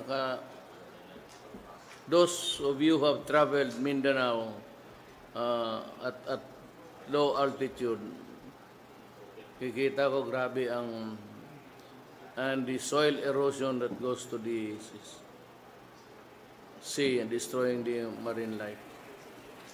Somehow, the country has to make a stand at least before next year of how to go about allowing, mining industry gives us about 70 billion in tax.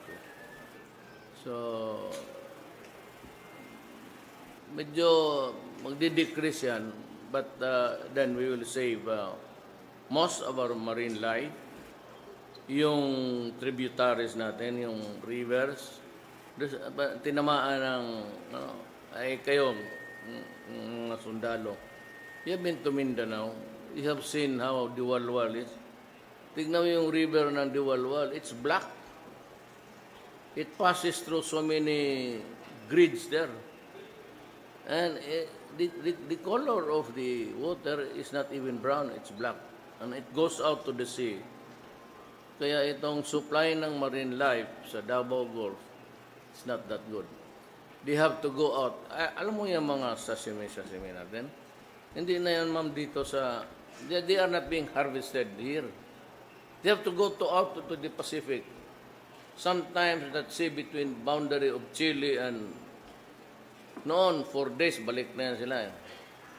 But this time, they have to build larger boats to accommodate more para sa ice and harvest more fish. Aside from that, yung mining, so palayo yung mga fishermen. Yung pa naman ang kaya lang nilang iulam na walang bayad. Wati dito sa Davao kasi na-control. Pero ang iba wala na talaga. So, we have to make a stand. Either you are with me on this or I go solo. Pero basta ako, ayaw ko na. It has caused so much destruction. Yes, ma'am. I would like to very quickly go back to the issue of the issues of DepEd. First, I'm in behalf of all the learners and our schools, we thank you for working out a long-term solution to a problem which happens very, very often, because the delay is not only when classes are resumed. The entire school has to be cleaned up. Sometimes the furniture is used for firewood. All the facilities are put under stress. And thank you very much for finding a long-term solution to that. Secondly, very quickly, Mr. President, we were looking at the extent of the damage just for Cagayan alone on the school buildings, no, and Region 2. Aabot ng over 100 million, 125 million. Now, this will be happening every year and will be intensifying. Just for one region, how about the other regions? So we'll be spending more and more. We are considering in DepEd the possibility of what is described as parametric insurance. We insure our school buildings, and I understand it is so much faster than regular insurance. In 3 to 4 months, we are paid. Wala na yung maraming inspection. If there is a disaster, immediate payment is made, and the costs would likely be much lower. Dahil every year, we will be rebuilding, we will be repairing. Parametric insurance ang aming kinukonsider na alternative. Lalo na if matutuloy yung cash budgeting, we'll have a smaller budget even for repairs. So, yan ang naisip namin. Kung i-insure natin yung mga buildings natin, and we're thinking primarily of DepEd, probably we'll be saving on costs sa pag-rebuild, pag-repair, etc. In the same manner that we are solving the issue of school buildings being used as evacuation centers. Ma'am, I hate to mention this. It leaves a bad taste in the mouth. But Sa GSIS, yes. I would like to say something about itong purchases, procurement. That what ails the country actually, yung lowest bid. Yes. The lowest bid has brought depredations and all. It's really a purgatory that somehow government must correct. Hindi ako sumusunod dyan sa sinasabi ko dyan sa COA na yan. Don't give me that shit. Lalo na itong materiya sa itong intelligence, gano'n. I choose sabi ko, huwag kayong pakialam yung putang inang lowest bid. But those are one of the things that has to be dealt with the candor. And talagang, saan ba tayo dito? Kasi kung lowest bid, wala talaga. Hanggang dyan lang yan. Tatlong tao, then they participate and they go dive nila lowest bid. But they come up with projects that are terribly, terribly inferior. So, there has to be a change. Well, a Swiss challenge is better than none. But how fast it can be done, that's a problem. So we have to perfect on that. Next year, I'm waiting for some guys. Isa nga sana ito si Ruli na mag-retire. I will tell you something about my partiality with the military. It has nothing to do with basta gusto ko lang masunod yung utos ko. Hindi yung gusto ko. I just want that my orders are followed because I'm here giving the orders.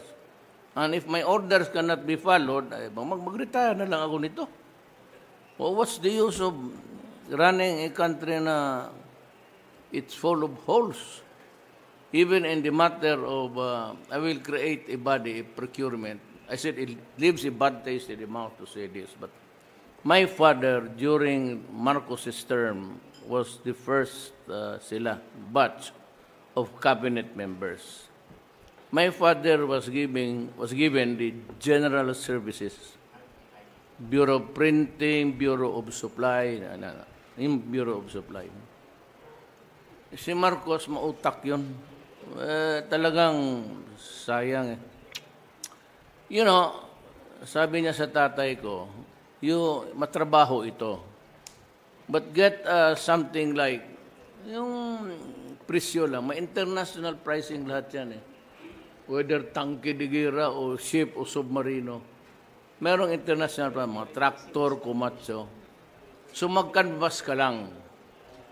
Then pag canvas mo, everybody now, every purchase will pass that office. Tignan lang nila, compare lang na. So a difference of about 3 to 4, that's commission. Lalo na kung you have to ship it out from other places. So, ang aking advice is, buy what's being sold in this country.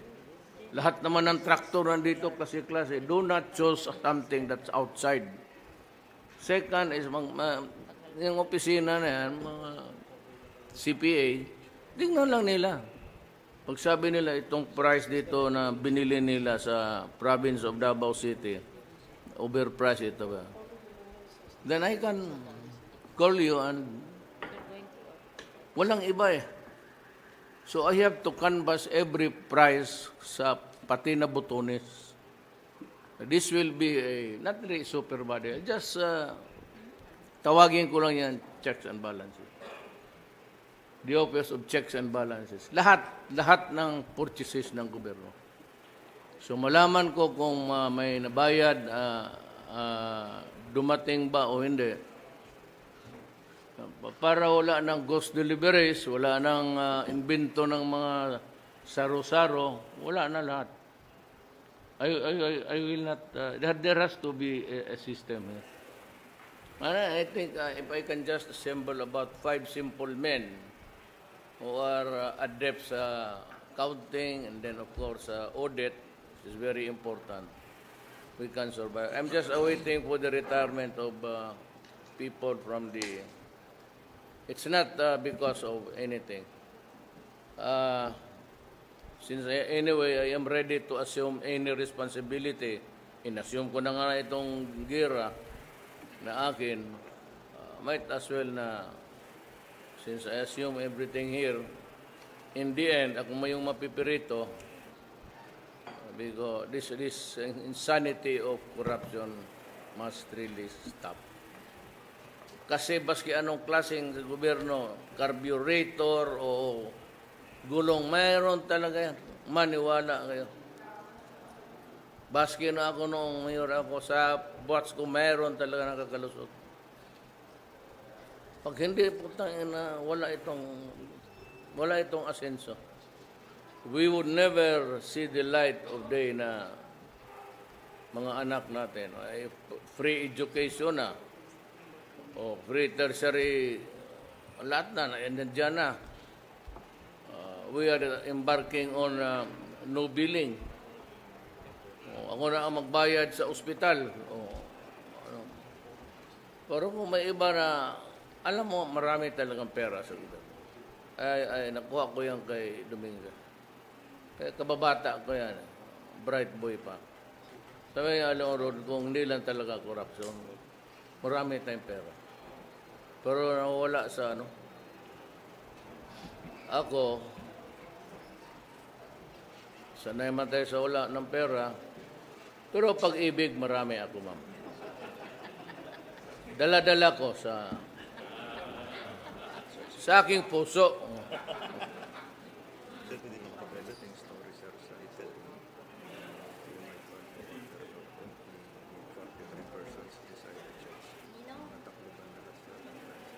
Saan?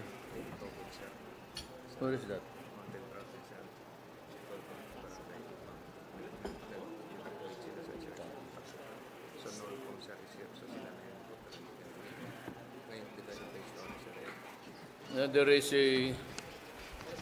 There's a evolving story sa Itogon, Barangay Ukab. 43 persons doon nag-collapse yung church. Kailan pa ba ako bukas pa ba ako ngayon na? Punta man ako bukas, pakitingin. Oo. Nulcom ata ang nandoon eh. Diyan.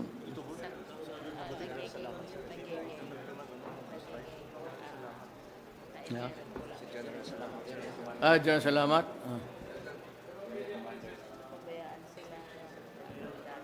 Di wala sir, kung may mauna lang doon, magpunta man ako bukas. Yes, sir. Actually, sir, nandun si General Imbang, sir, the commander of 503rd Brigade, sir. Closely monitoring yung incident na yan, sir. Well, kaya nga ito eh. Alam mo, sir, totoo lang, Kung pinalitan ninyo yung pare dyan, hindi magbagsak yung simbahan na yan. Bubuh itong mga pare, butang ina. Kala ko ba sa Amerika ka? Hello. Hello, Mr. President. There is a reason why these two provinces. There is a good reason why these two provinces did not have any casualties today. This calamity, because of the active participation of the two provinces in training their people for disaster resiliency. May programa po yung NDRMC under Yusik Halan to train all the LGUs all over the country. Nag-umpisa 2 years ago ba? And every year po, para maging maganda yung kanilang preparation, mayroon silang mga contest. And last time, ang nanalo po yung Isabela. Nandun ako nung tanggapin ni Governor D yung kanilang award for the most prepared in a disaster. Oh. So nagbubunga na po yung mga ating preparation to make the provinces and LGUs resilient. Thank you. Yeah, I think they deserve also commendation for what they That's a did good here. mention. Congratulations. Consistently for how many years yan? I must clap my hand.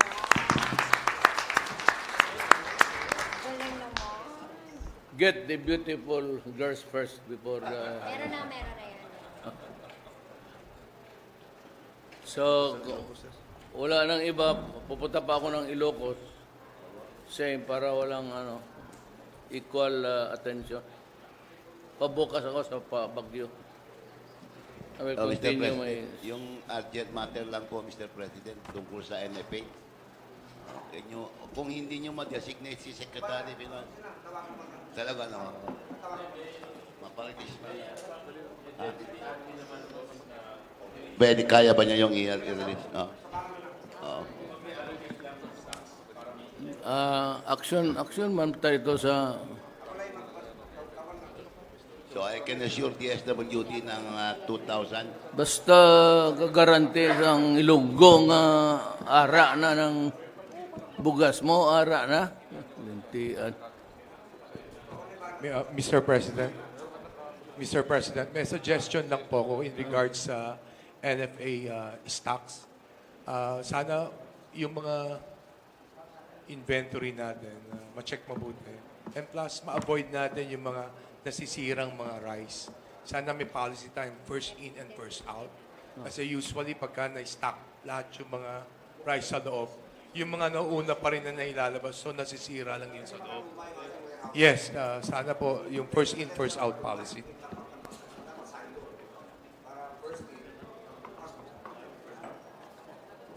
Somebody will take care of that. I think it's Bautista. You would know how to... Mr. President, just 1 minute on the funds available for rehabilitation for this disaster. There is a balance from the NDRRMC. It said there's a balance of 2.13 billion, and then to this can be added. There's a 13 billion contingency fund in the GAA, which requires your approval. So 13 billion plus 2 billion, there's about 15 billion fund for this for the calamity that that's been wrought by Typhoon Ompong. Huwag lang makurap yung pera, sir. Yeah, so anyway, it requires your approval. The 13 billion requires your approval, and the 12 billion is the balance from the NDRRMC fund. Okay. So that we can use. If I may join the conversation, Mr. President, perhaps the 15 billion would not only be for this calamity, but for the calamities to follow for the rest of the year. It does not mean we'll spend it all for That's correct. for Ompong. This You still have many letters in the alphabet until the end of the year. That's correct. So this is the funds available for the rest of 2018, Mr. President. Malaki pa rin. Secretary Roque, Senator Roque rather, can you add something to the discussion? Well, President, para po dun sa information dissemination, I'm happy to report na habang sinasalanta po tayo ng bagyo, halos lahat po ng kabinete ninyo ay nandun po sa NDRRMC, and we conducted two palace briefing from the NDRRMC premises, one at 9 o'clock in the morning at 3 p.m. So I'm happy to report po na sa kabinete, wala pong nagkaroon ng weekend. They were all in NDRRMC informing the people about the latest developments. At ngayon po, kasama po karamihan ng... si Secretary Villar po kasama rin kahapon. Meron lang po siyang personal matter, but he was there for the two briefing yesterday, and he was also in CAR the day before. No? At patuloy naman po tayo because we have to tell the people that government is at work at the height of the disaster. So na-achieve naman po ang objective. Sa Facebook po, record po ang views natin sa spokesperson page at saka sa PCOO. Ang sabi nga mo ng mga primado media, natalo natin sa rating ang lahat ng media stations doon sa ating PTV4. Please do not forget to mention the handsome guys of the AFP, pati PNP were here. Yes, sir. Realdi and Galvez. Yes, sir. And Tingin ko nga po, Rolly. yung rating po dahil sa kanila. Si Health, sir, okay naman dito. Everything is working. Yes, sir. Maganda ho ang performance ng ating Department of Health Region 2. In fact, very quickly, with your permission, Mr. President, on top of the 24 million pesos worth of prepositioned logistics, earlier, we already augmented in the amount of 6.1 million pesos, and 2.8 million of that went to Region 2. And then also we have deployed our 12 teams to do the rapid health assessment as well as the rapid emergency response teams. Results of the assessment show that the five most common illnesses being experienced by our people in the evacuation centers are yung pong acute respiratory infection, hypertension, fever, we have acute gastroenteritis, and other infection. And in response to this, Mr. President, ay ibinaba na po natin ang lahat ng mga gamot, antibiotics and doxycycline, because as I have warned my regional director, we will expect spikes in certain illnesses like lepto, dengue, and now we're doing very close surveillance, no? Yung po ating mga doktor, nurses ay binabantayan po, nagmamatsyag na siguraduhin maiwasan po ang outbreaks of typhoid, of cholera, of hepatitis A at mga iba pa pong mga sakit. So, nagmamatsyag po ang buong DOH Region 2 at mahusay po naman ang pagbabantay. Thank you, Mr. President. You know, sir, good as any other time to say it, but nothing beats hands-on.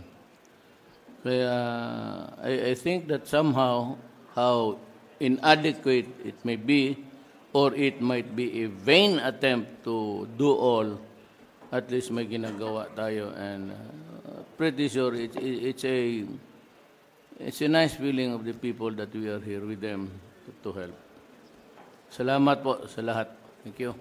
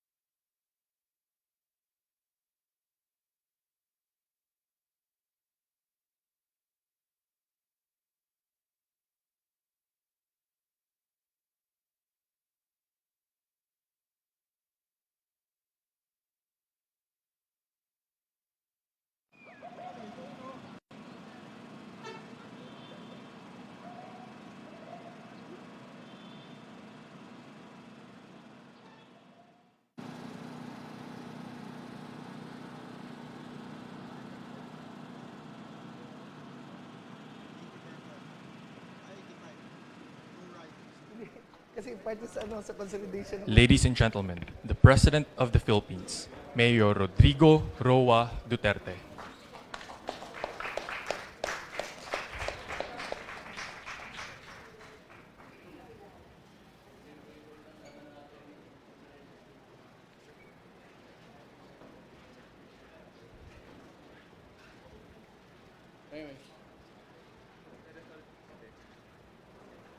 Please, everyone, you may now take your seats.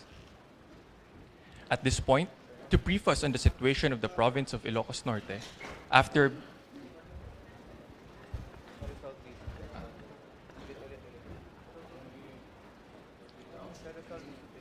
please be seated. At this point, to brief us on the situation of the province of Ilocos Norte after being hit by Super Typhoon Ompong, may we call on Ilocos Norte Governor, Honorable Aimee R. Marcos. Where is the person talking? Where do I go? Where do I go? Here? Ah, okay.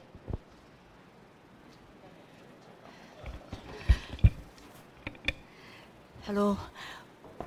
Welcome and good afternoon to His Excellency the President of the Republic, Mayor Duterte. Please, thank you, and the largely Ilocano cabinet, welcome home. Okay, I'd like to start with the presentation of Ompong, September 13 to 15. And the next slide gives some comparative data regarding Yolanda, Lawin, and Ompong. Perhaps we can turn off some of the lights. You will see that Yolanda was at 295. We were at 255 kilometers per hour. Yolanda was 360, we were 310. However, Ompong lasted very, very long. It began on Friday night and did not end until last night. It came back. We were cleaning up 9 o'clock in the morning yesterday. At 12 o'clock, it came back with greater force. So it was really very difficult. I think there are some slides of the damage and the extent of the gustiness. We're very used to wind force, and yet we were quite appalled by what hit us. Zero casualty was achieved with great difficulty.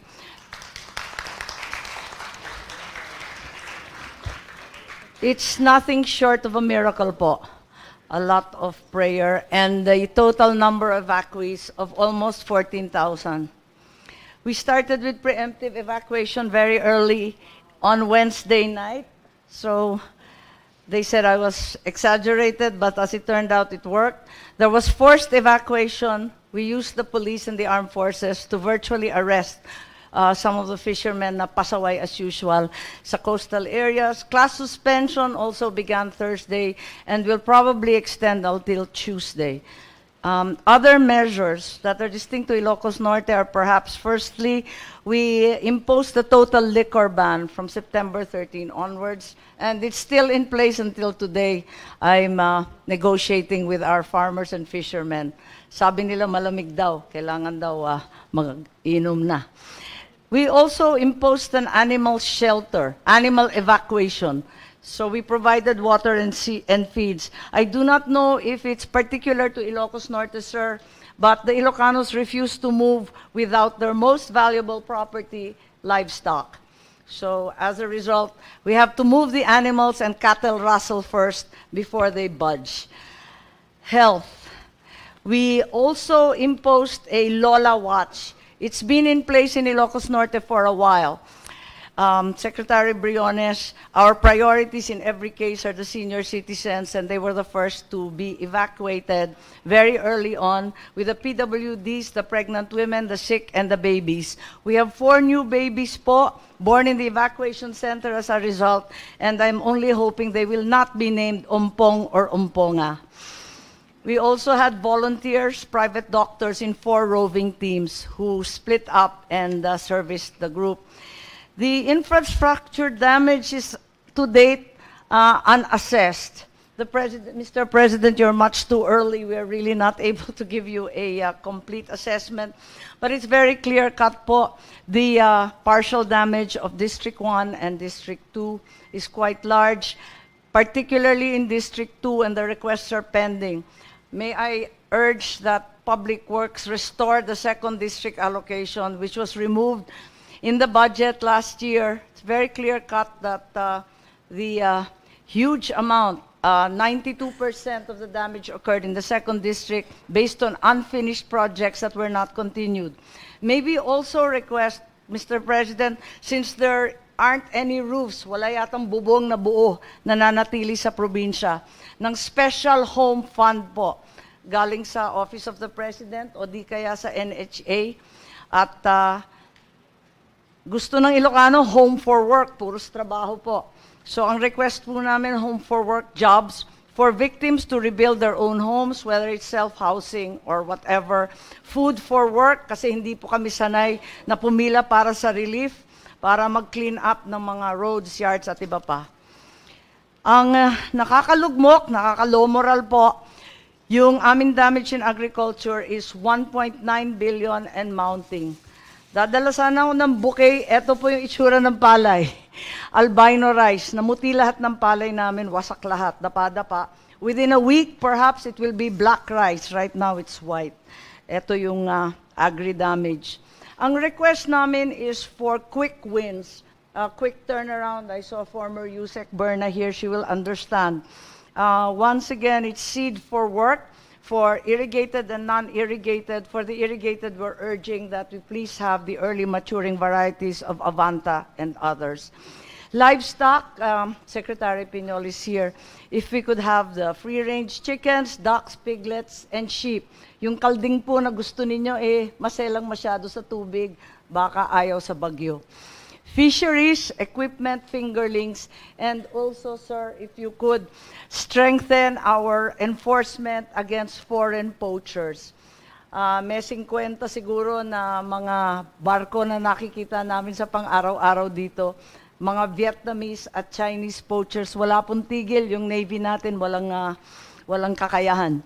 Forestry, sa DENR, nakikisuyo kami sa aming kailyan sa kababayan namin for DENR seedlings for mountainsides and watersheds that apparently are washed away. Tourism infrastructure po, hindi ko na sinali yung education infrastructure kasi napakarami. Saka na lang to be continued. Ang tourism infrastructure, nandito si Secretary. Andito yung tourism infrastructure, damage in tourism. Pison-pison na yung resorts sa Pagudpud, despite the fact that we tried to empty most of them. So all of them were more or less destroyed. The business and the private sector have their own set of requests as well. Much of them nasira din at humihingi po. If possible, soft loans po from LBP and DBP. That includes the farmers. Secretary Piñol opened the window. However, the requirements, the qualifications are so stringent still. Sana may soft loan lang po, LBP and DBP. BIR is also being enjoined to consider as tax exemptions, deductions sa aming mga business which will necessarily have a hard time reopening. We need to go back to work po as quickly as possible.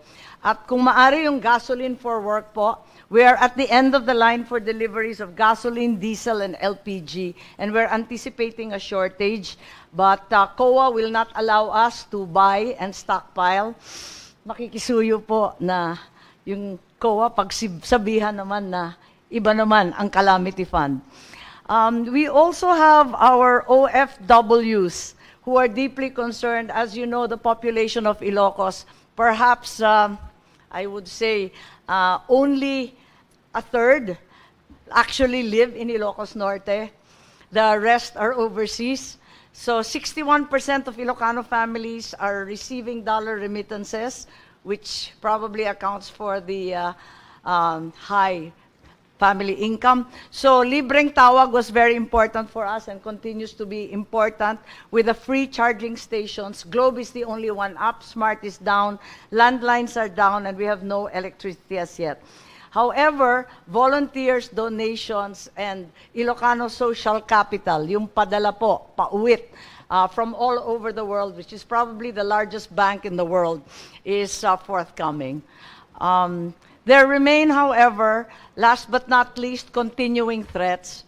Despite the assurance of Pag-asa that storm surge is gone and far away, my experience personally in Tacloban shows that, in fact, the sea receding this way will possibly end up in a storm surge. Ganyan po kasi sa Tacloban, 2 weeks after the fact, biglang bumalik yung dagat at linamon yung mga pulis at kung sino-sino pang kasama ni Mayor Alfred na pinsan ko. So, nag-aalala po kami kasi yung dagat umaatras, nagre-recede. Pag lumampas ng Hong Kong, lumampas ng China, saka namin hihintuin yung Baywatch. But in the meantime, we're still on the watch out. Andito rin si Secretary Duque, who derives from Poway somehow. And we're concerned about infectious disease, age-related conditions. We are very low on medicine, not merely because COA meddles with pre-audit, but more importantly because we are still recovering from habagat. Until last week po, we were still distributing relief in Ilocos Norte due to habagat. And suddenly here comes another one. The other big threat would be gawat, and the Secretary of the SWD is here. Gawat is the Ilocano term for hunger in the lean months. And we are concerned that the lean months will be very, very long and persistent. That's all po. Thank you, Governor Marcos. May we now seek the guidance of the President?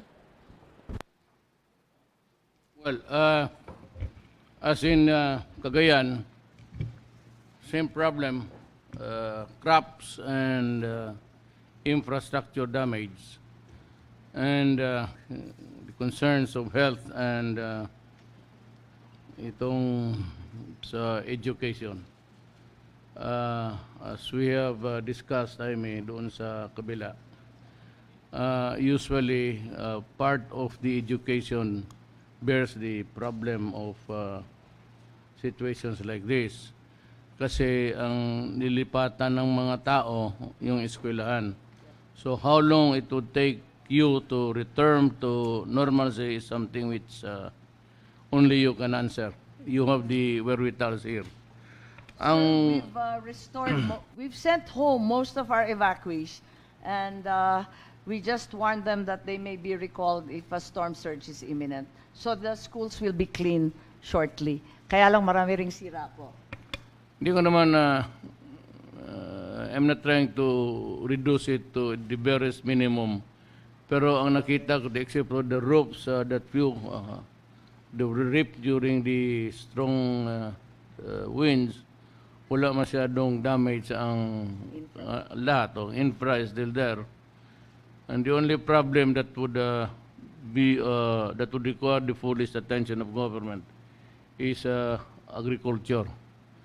Dahil marami doon, from fish and all, the farm animals nandoon, it encompasses the jurisdiction of Secretary Piño's area. So yung DPWH, palagay ko wala namang, there's no bridge that collapsed or nag-disconnect? Marami pong scarred. Maraming scarred na bridge at saka marami pong kailangan tapusin. Yung Pinili Bridge, dahil kinancel nga yung budget last year, hindi pa natatapos, so kalahati lang siya. And it's on the National North Road. May I ask why? Sir, if you recall, Congress gave zero budget to the 2nd District of Ilocos Norte, and most of the damages as a result are in that district. 500+ million were destroyed because they were not finished or discontinued or were allowed to deteriorate. Well, maybe see to it that it will be restored immediately. Kung kailan, ASAP, kung hanggang, if it fits the schedule of Congress.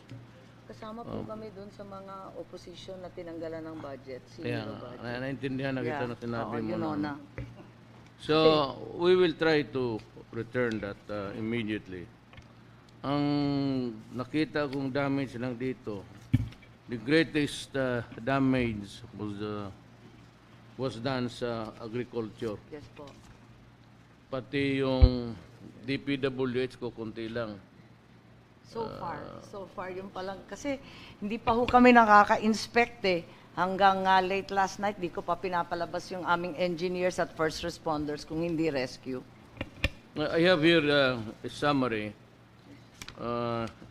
In pesos, Region 1 is about 3.83 billion. The 9.7 rather. Pagdating ang Region 2, kasali, meron kang additional 6.4. Ang CAR, bukas pa natin malaman, I'm flying there tomorrow. Worst case scenario, it's 11 billion. It does not include the CAR, wala pa. The number of Department of Agriculture rice mills, galingan, and you have about 140. Where at? Pinakamarami.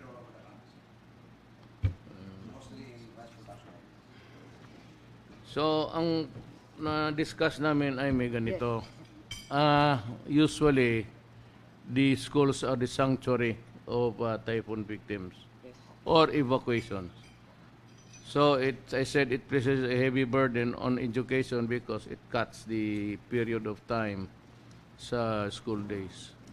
Ang may plano kami na, I don't know how much, but I'd ask maybe Pernia can give us a rough estimate in the next few days kung magkano yung ginawa ng ayaw kong ano kasi sa probinsya ko, but that was privately funded. Pero kung mayroong ganon, but I always insist on separation between sa evacuation, iba yung lalaki, iba yung babae. Even if they are pati yung mga Yung Lola Watch po nakatulong ng malaki. Kasi binubukod sila. Lagi silang nahuhuli sa pagkain at pilahan rin sa gamot. So inuna na namin, hiniwalay na namin. Dapat separate sila. Yeah. Food for the young children and the old people are really... Buntis po. Those who have may kunting diferensya, not necessarily disability, unahin talaga yan sila.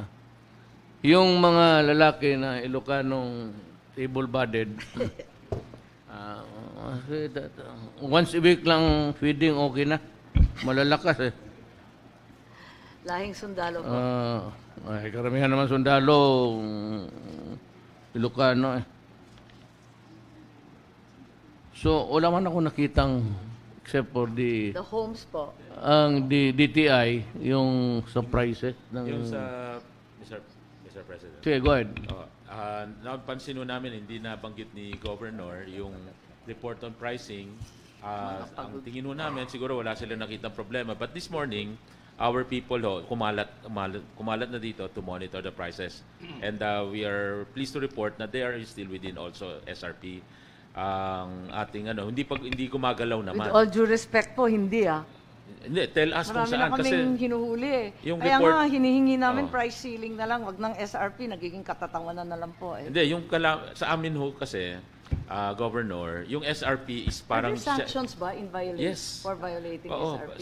Sa amin yung price ceiling, yung SRP is observed like a price ceiling because every time, I'm talking of I'm not talking of agriculture. I'm talking of yung mga basic necessity. Canned goods, sardinas, instant noodles, at lahat ng grocery products. Kasi anytime na umaakyat sila higher than SRP, sinisita sila at binabalik nila yung presyo. Yung basic pinakbet po, yung basic yung pinakbet gulay, vegetable, umabot ng yung gulay, sa 80 wala tayong, at 100 pesos. Yung Masyado gulay mabigat talaga, yun. Hindi kami makakain ng pinakbet, mamatay po kami. Yung gulay talaga, it's really yung pagka-umulan na, ang daming wastage, tumataas talaga. Hindi natin makokontrol. Even naglagay ng SRP. What about your plan to import from? Vegetables from Bukidnon. We have already the source. Nag-usap na po kami ni Sec Del, sir. We can do it Tuesday or Wednesday. Talong at kamatis. Hindi na kami makakain. Hindi kami sanay eh. Carrots is only 30. Pag nawala yung pinakbet. Repolyo, 10-12 pesos. Pati fish po, we are okay with gulay because we export 90% of the gulay here, 70% of the rice. Ang problema po namin fish kasi we are 50-50 import and meat. Sambuanga for fish. We can airlift anytime, ma'am. Fish and meat lang po. At good prices po. Yes, ma'am. Farm gate. Ilocano prices po. Sir, subsidized ng Baba yun. At saka, subsidized ng DND fuel. Ganito man, okay yan, he's also complaining about poaching Yeah, sa ating grabe po. internal water. So, I would suggest kay Delphin to deploy some of the Coast Guard dito banda. Papalit-palit na lang and to apprehend them. Ulihin. Yeah, sobrang kawawa na ng fisher folk. Yeah. We can always arrest, but we follow a lenient procedure here because mga kariman ASEAN. But ang Indonesia, pinapasabog talaga nila yung mga barko. Totoo.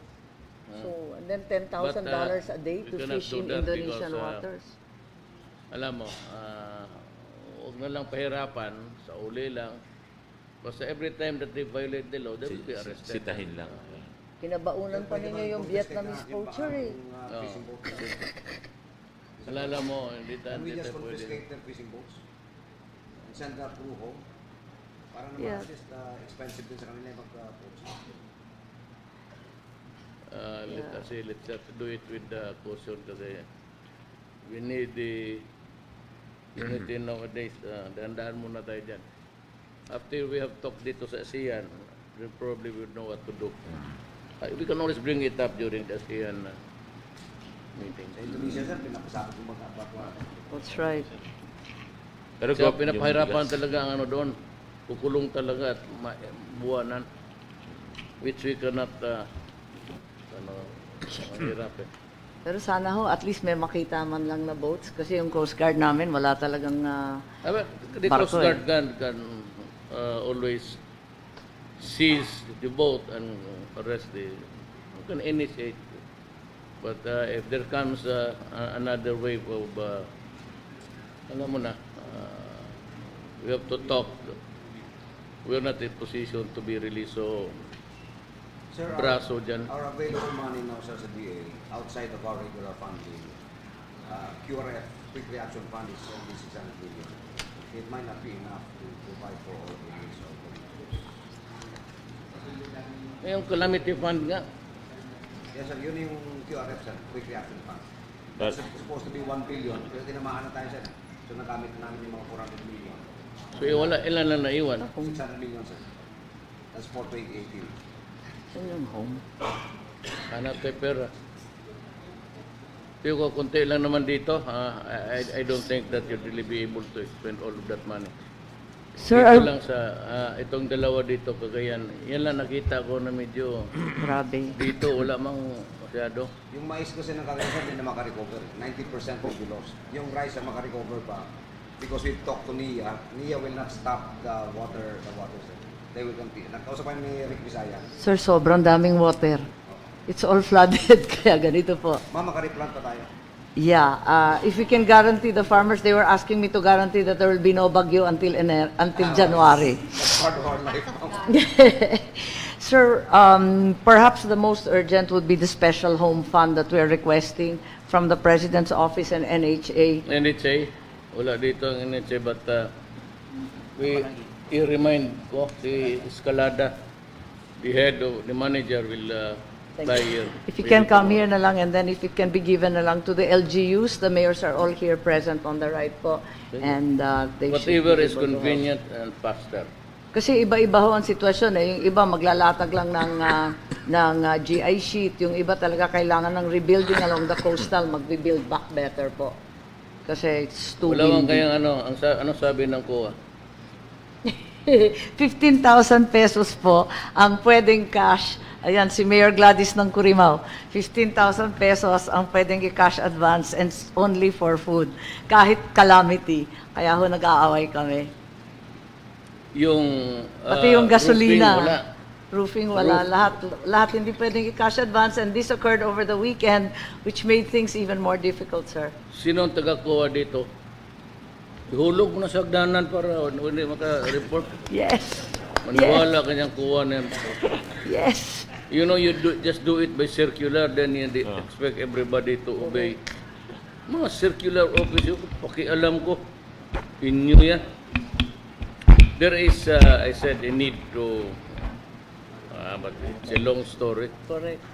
Dapat amendment sana sa Constitution, but nobody, I think, there is no unanimity in the proposal that there is really a need to change some provision. One is COA. The other one is they have to do away with that lowest bid. That is how, well, yung buhay ng mga corrupt gumagana dyan. Lahat tayo alam natin what the lowest bid means. It means corruption, less quality, o wala talaga. This has always been the case and nobody really cares to, because maybe everybody's making money. Now, I can control it dito sa taas by procurement and everything. But sa lower level, I would leave it to,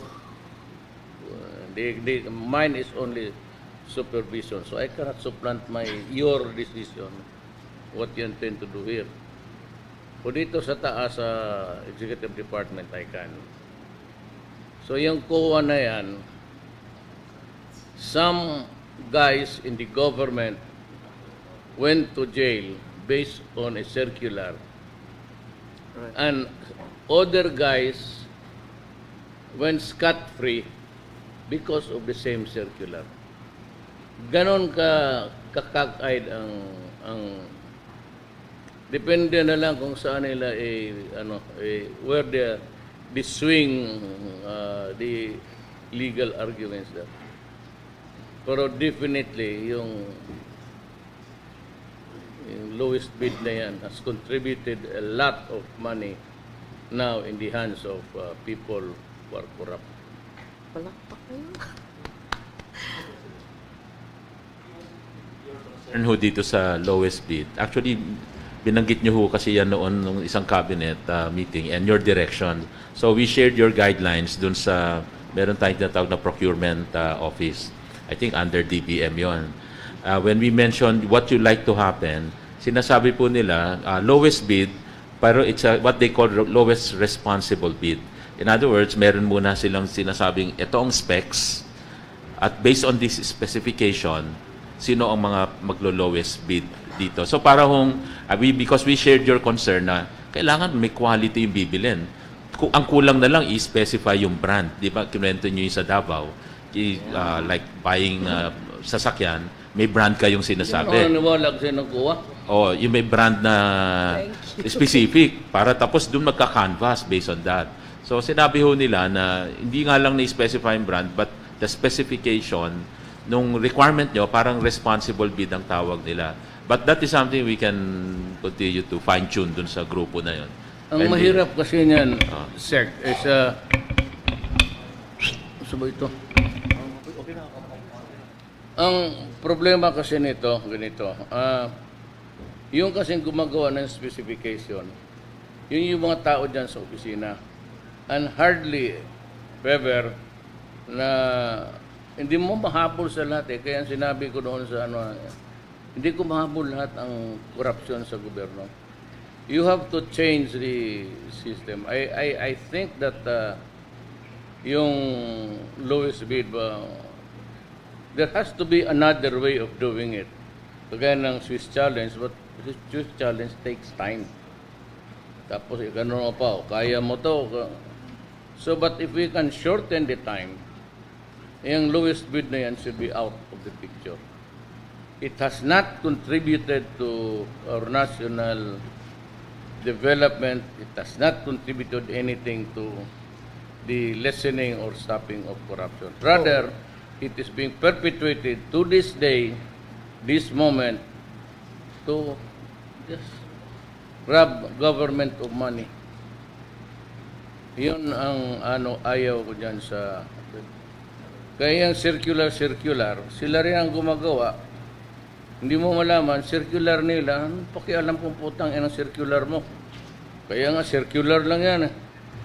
make it a law or a regulation, but don't give it that shit of a circular. Mahirap yan. Yung ano nila, yung specification, baski na ano, kaya nga I was, but I do not want to repeat it. Bagay, nung panahon ng tatay niya, first set of cabinet was ang tatay ko. Because nagmarkos ang tatay ko noon. There were two of them, si Ibarle lang pati tatay ko. But he won, and the President Marcos took in my father. Ang bright yun sabi niya na tatay ko, mag-canvas ka lang, everything. To take time, but you have to gather some people. Mag-canvas ka lang kung magkano. Tractor. Huwag mo na isali yung mga inferior. Huwag mo na isali yan sa jeep, yung Mahindra, yung Mahina. Mahindra. So, it was limited to quality product. Kagaya ng sa police. Nobody can debate with me na maganda sa police, si Soso, Toyota, not even, wag mong sabihin sa mga Nissan na, yung mga Nissan nga, wala yan. It's either Toyota lang o... True. Experience ko So, lahat ng police doon, Soso pati Toyota. Kaya kung mag-isali mo sa canvas yung mga yan, ay sabihin ko, wala yan. Pagkatapos ng 2-3 buwan, pag nag-breakdown, wala na yung supply chain nila sa spare parts. Ako, specify ko. Bawal yun. Sinisita kami yun. Puro AOM kami bigla dahil do not indicate the brand.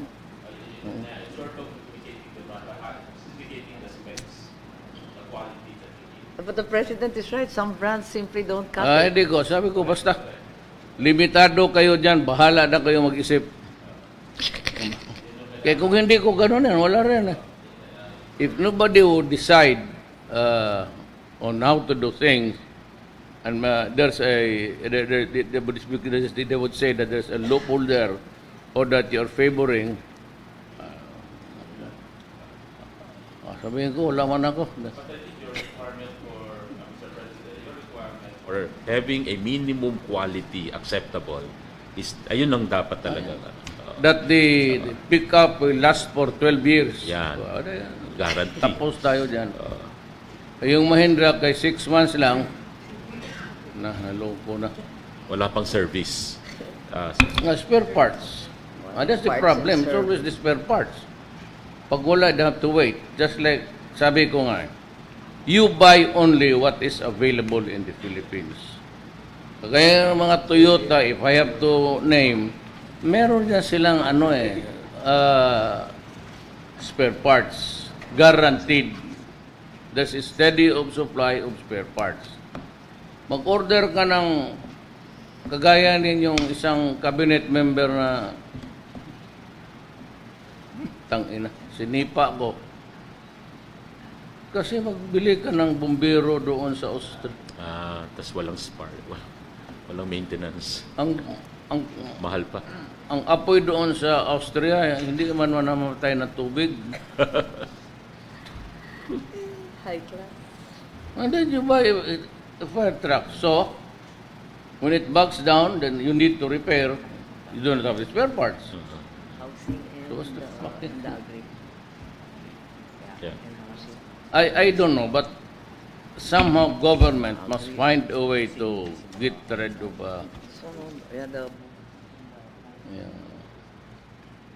And ako naman, kung magbili lang ng Toyota pati hindi, wag na lang public. Word of mouth na lang na wag na kayo magbili ng bili kayo yung Toyota or Isuzu. Pinaka-durable talaga sa lahat. Hindi na kailangan. Magbili ka ng iwa, magdududa na ako sa iyo. DSWD and Dole. Cash for work, Mr. President. Shop Bongo is asking. Sana mo si Belio? I think both DSWD and Dole have cash for work programs, DOLE, for Si- the home si- rebuilding, Bebot, sir, sige, and mas- also for the agriculture po. If we can give them some cash immediately because it's really problematic. Meron po tayong sure loan program. We are releasing now for Pangasinan. Sir, is that the land bank? Oh, hindi ma'am, hindi dumadaan. The land Sa bank atin is lang po ito. so onerous po. Oh, yes. The requirements for the co-op and the personal loans are so difficult. How Yeah, about yeah. DBP? Mas worse po. Actually, sir, we have This our is own land bank. rural credit program Sorry. sa DA, sir. And we are Bakit ang releasing. DBP? Grabe. Mas matindi pa rin. If you look at the loan portfolios po of LBP and DBP, it's Ayala and SM po, not the farmers. Alam mo, sa totoo lang, let us decide once and for all. Ngayon ba, ito may bagyo ngayon. So we are gathered here because of a problem, a crisis. Let us decide once and for all. Yung land bank, kaya pangalan yan land bank because it is really a financing institution for agricultural endeavors, enterprises. Ano ba itong sitwasyon na ito? It has become a unibank, Mr. President. Malaki na sila ngayon. Actually, sir, I sit on the board, pero biyara ako mag-attend. Hindi, ganito na lang. Tawagin ko na lang sino yung yawa na yan? Alex Benaventura. Si Alex, Rogando yan eh. Pati yung isa, yung father-in-law ko. Chairman. Chairman, si... Sorry. Hindi ko alam eh. Oh. Di ba, I forgive you, I'm the son-in-law. I will call them and they have to reprogram, reconfigure their banking system. Sorry. Well, muna kasi yung land bank malaki na masyado. Mayaman na, and yet several times been urging them to go back to the farmers. So yung mobile na bangko, doon sila magpahiram. Until now, it has not been done. 3 years hence, magtatapos na ako sa 3rd year ko. Pero palagay ko naman kung makausap ko ito si Buenaventura pati si Romulo. Chairman naman si Secretary Romulo, sir. Yung presidente dapat sa NBP ang kausapin. I just came out of a farmers meeting po before you arrived and mismo yun ang rinereklamo, yung land bank po. Kasi gusto nila na mag-produce ng FBA ata. Samantalang yung small processor really applied for the loan to upgrade precisely their manufacturing practices. And then they're asking for a license from the FDA and all the others. It's a little bit ridiculous po. Hindi kaya ng tao. Sandali I will tignan ko kung may if I have time this week to meet the tatay ko pati si Madam Governor. Sorry, pandagdag problema ko Madam Governor. Yes po. Papuntahin ko po dito sa Martes yung ACPC. Meron tayong financial assistance sa mga farmers affected. Sa PCIC, Philippine Crop Insurance. What's it called? Immediate, crop insurance. it's called the SURE program, Survival and Recovery Program. 25,000 na utang, sir. No collateral, no interest, 3 years to pay. Ikaw, DTI pati si Belio, yung may pera pang Yes, talaga. Wednesday, pwede mo tawagan si Papa? Sabihan pa ngayon. Si Dad. Wednesday ng hapon. Anong oras? 2 o'clock na? 2 p.m. Can we join, sir? Para makakuha namin yung concerns na agree. Thank you, sir. Kasi yun ang rinereklamo ng mga tao talaga. Pati DBP po. Kung na bahala kay Papa, ha? Daddy. Daddy. Opo. Sorry, tawag mo pandagdag sa ng dad? problema. Bisaya man ako, Papa lang. So, I'd just like to add po that in fact, Ilocos Sewer Governor Ryan Singson was trying to make it. Governor Pacoy Ortega was also attempting to come. Kalinga Josel also was trying to come. Kalinga, if you know, sir, is the Cordilleras granary, rice granary, and their crop was entirely wiped out. Apayao, similarly, Junbulot, governor, and Mountain Province, ganun din po si Bonnie Lacwasan. And in Abra, Governor Joy Bernos. We all have the exact same concerns po. Puro sa housing, they're all requesting special home funds and cash for work. And similarly, they've all lost their rice crops. So we must have to come up with something by the end of the week. Mr. President, if I may suggest, NFA has a scheduled importation before the end of the year. Why don't we fast track that importation, Mr. President, and allocate that importation for the calamity-stricken areas? Para hindi na natin higupin sila yung allocation ng ibang. Sabi ko nga sa'yo, you import more. Yes, sir. If the ceiling is about 5, you make it 10. Ceiling talaga na aabot sa ceiling.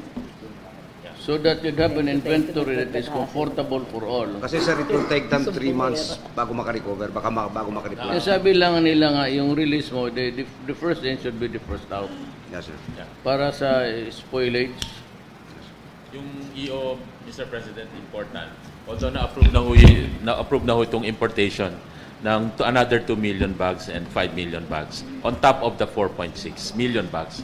But the EO po na pipirmahan ninyo to basically allow more importation ng basic commodities. What makes it easier? We can meet again. But I'm said, I'd like to talk to the banks first. Sir, to fulfill its primary purpose. Sir, may I add lang, siguro we will not have too many problems with the farmers groups, including Butil this time, about tarification and importation kasi wala namang bibilhin locally. Isa pa yan, tarification. We will implement it. The EO. Sabi ko nga, I think they will agree to import. Yeah. Libre zona lahat ng i-auction mo lang yung choice, yung authority. Public auction na lang sa quantities. Tsaka limited Makikita ka period pa. po, pwede, limited period. Pero the only way to Next harvest naman may stop benta ka. graft and corruption is to do away with itong restrictions. Once restrictions are placed there, or conditions or requirements are being placed there unreasonably, it ends up in corruption. Sigurado yan. So ang unahin natin dito is yung tarification. If Congress can act on it, ano ba si nandito sa dito, they can move faster there. Isa yan. It's one of the, I think. Mr. President, I think the Senate has committed to pass the tarification bill Senator within the Villar month. Si Ma'am. Okay. And then, how's the vegetable situation here, Governor? Because you have a high, in August you had a 22% price inflation for vegetables. That's right. Cagayan had 35. Yeah. National was 19, and so you're the third highest inflation rates vegetables. That's correct. Vegetables is one of the 4 critical food items that we have made recommendations to the President for easing in terms of administrative constraints and non-tariff barriers and for importation. Yeah. That's correct. The only reason we're not the highest inflation rate is because I sell vegetables myself wholesale from farm gate. We have our own local kadiwa to sell vegetables direct from farm gate to marketplace. But you're correct, sir. However, if I may request for vegetables and rice as well, can it be for a limited duration para may benta naman po kami sa susunod na ani? Kasi kung palaging import ng import, patay na naman yung local farmer. Pwede bang limited period tsaka limited quantity po? Inflation rate sa price for vegetables is karaga 5.3% lang. Actually, sir, So it's really, yung vegetable kasi, sir, climate affected. pag bumagyo rito. Kaya sir, I was in Talakag. I was in Talakag last Friday because they already have 11,000 hectares. All that they need is to bring these vegetables to wherever we would like to bring these. So I released 20 million, sir, to the farmers groups. They will buy their vegetables. We will provide them reefer vans. The first shipment will be today, sir. May shipment na tayo. 1 container van testing muna.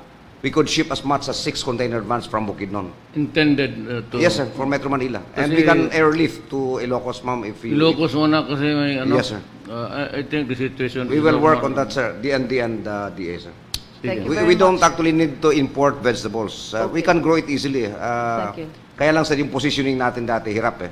But now, meron kaming pamarana ni Secretary Del. Thank you. Since Secretary Pernia mentioned vegetables, may I bring to the table the problem of mango? We're a prime exporter of mango together with Cagayan, and both of us lost a great number of trees, and we are now struggling with kurikong, the fly, the seed fly that eats and has infected many of our trees. We're anticipating, because of the bad weather, similar problems will occur with mango. We would like to request, while we're at it, assistance for mango, please.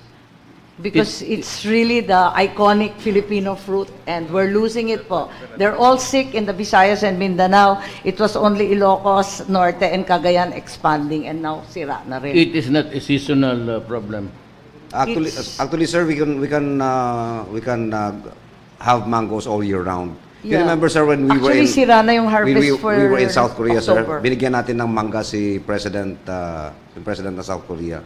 Right after that, dumating yung mga Koreano dito, sir. They're buying our mangoes. There's And nothing. we have, ma'am, the technology already to address seed The flies. kurikong, yes, but we need help po. Yes, ma'am, we Because will. kailangan bomba ng bomba, hindi kaya ng farmer dito, ang mahal eh. Hindi na po kailangan ng bomba, ma'am. At saka, May mga biological controls. naglalagay na kami diretso sa roots, but we need assistance po, technical as well as the actual formula. The Koreans, sir, would like to buy all of our mangoes. Yeah, but can you do that? Yes, I'm sir. asking that you Yes, sir. do some... We have Is just that fumigation or what? No, we now hindi na nakukuha sa fumigation, sir. Ini-inject na yung mga ugat. Talagang may sakit na eh. Dahil the weather, nahihilo pati yung trees. Okay. Do you have the Yes, sir. technology? We have for the that? technology, sir. Our local Yes, sir. guys are very good at it. It's just that we don't have the money for doing it on mass. Sige, ma'am. We will. Sige. Yes, sir. Kailan mo? When? By next week, sir. By next week, magpapadala na ako ng tao.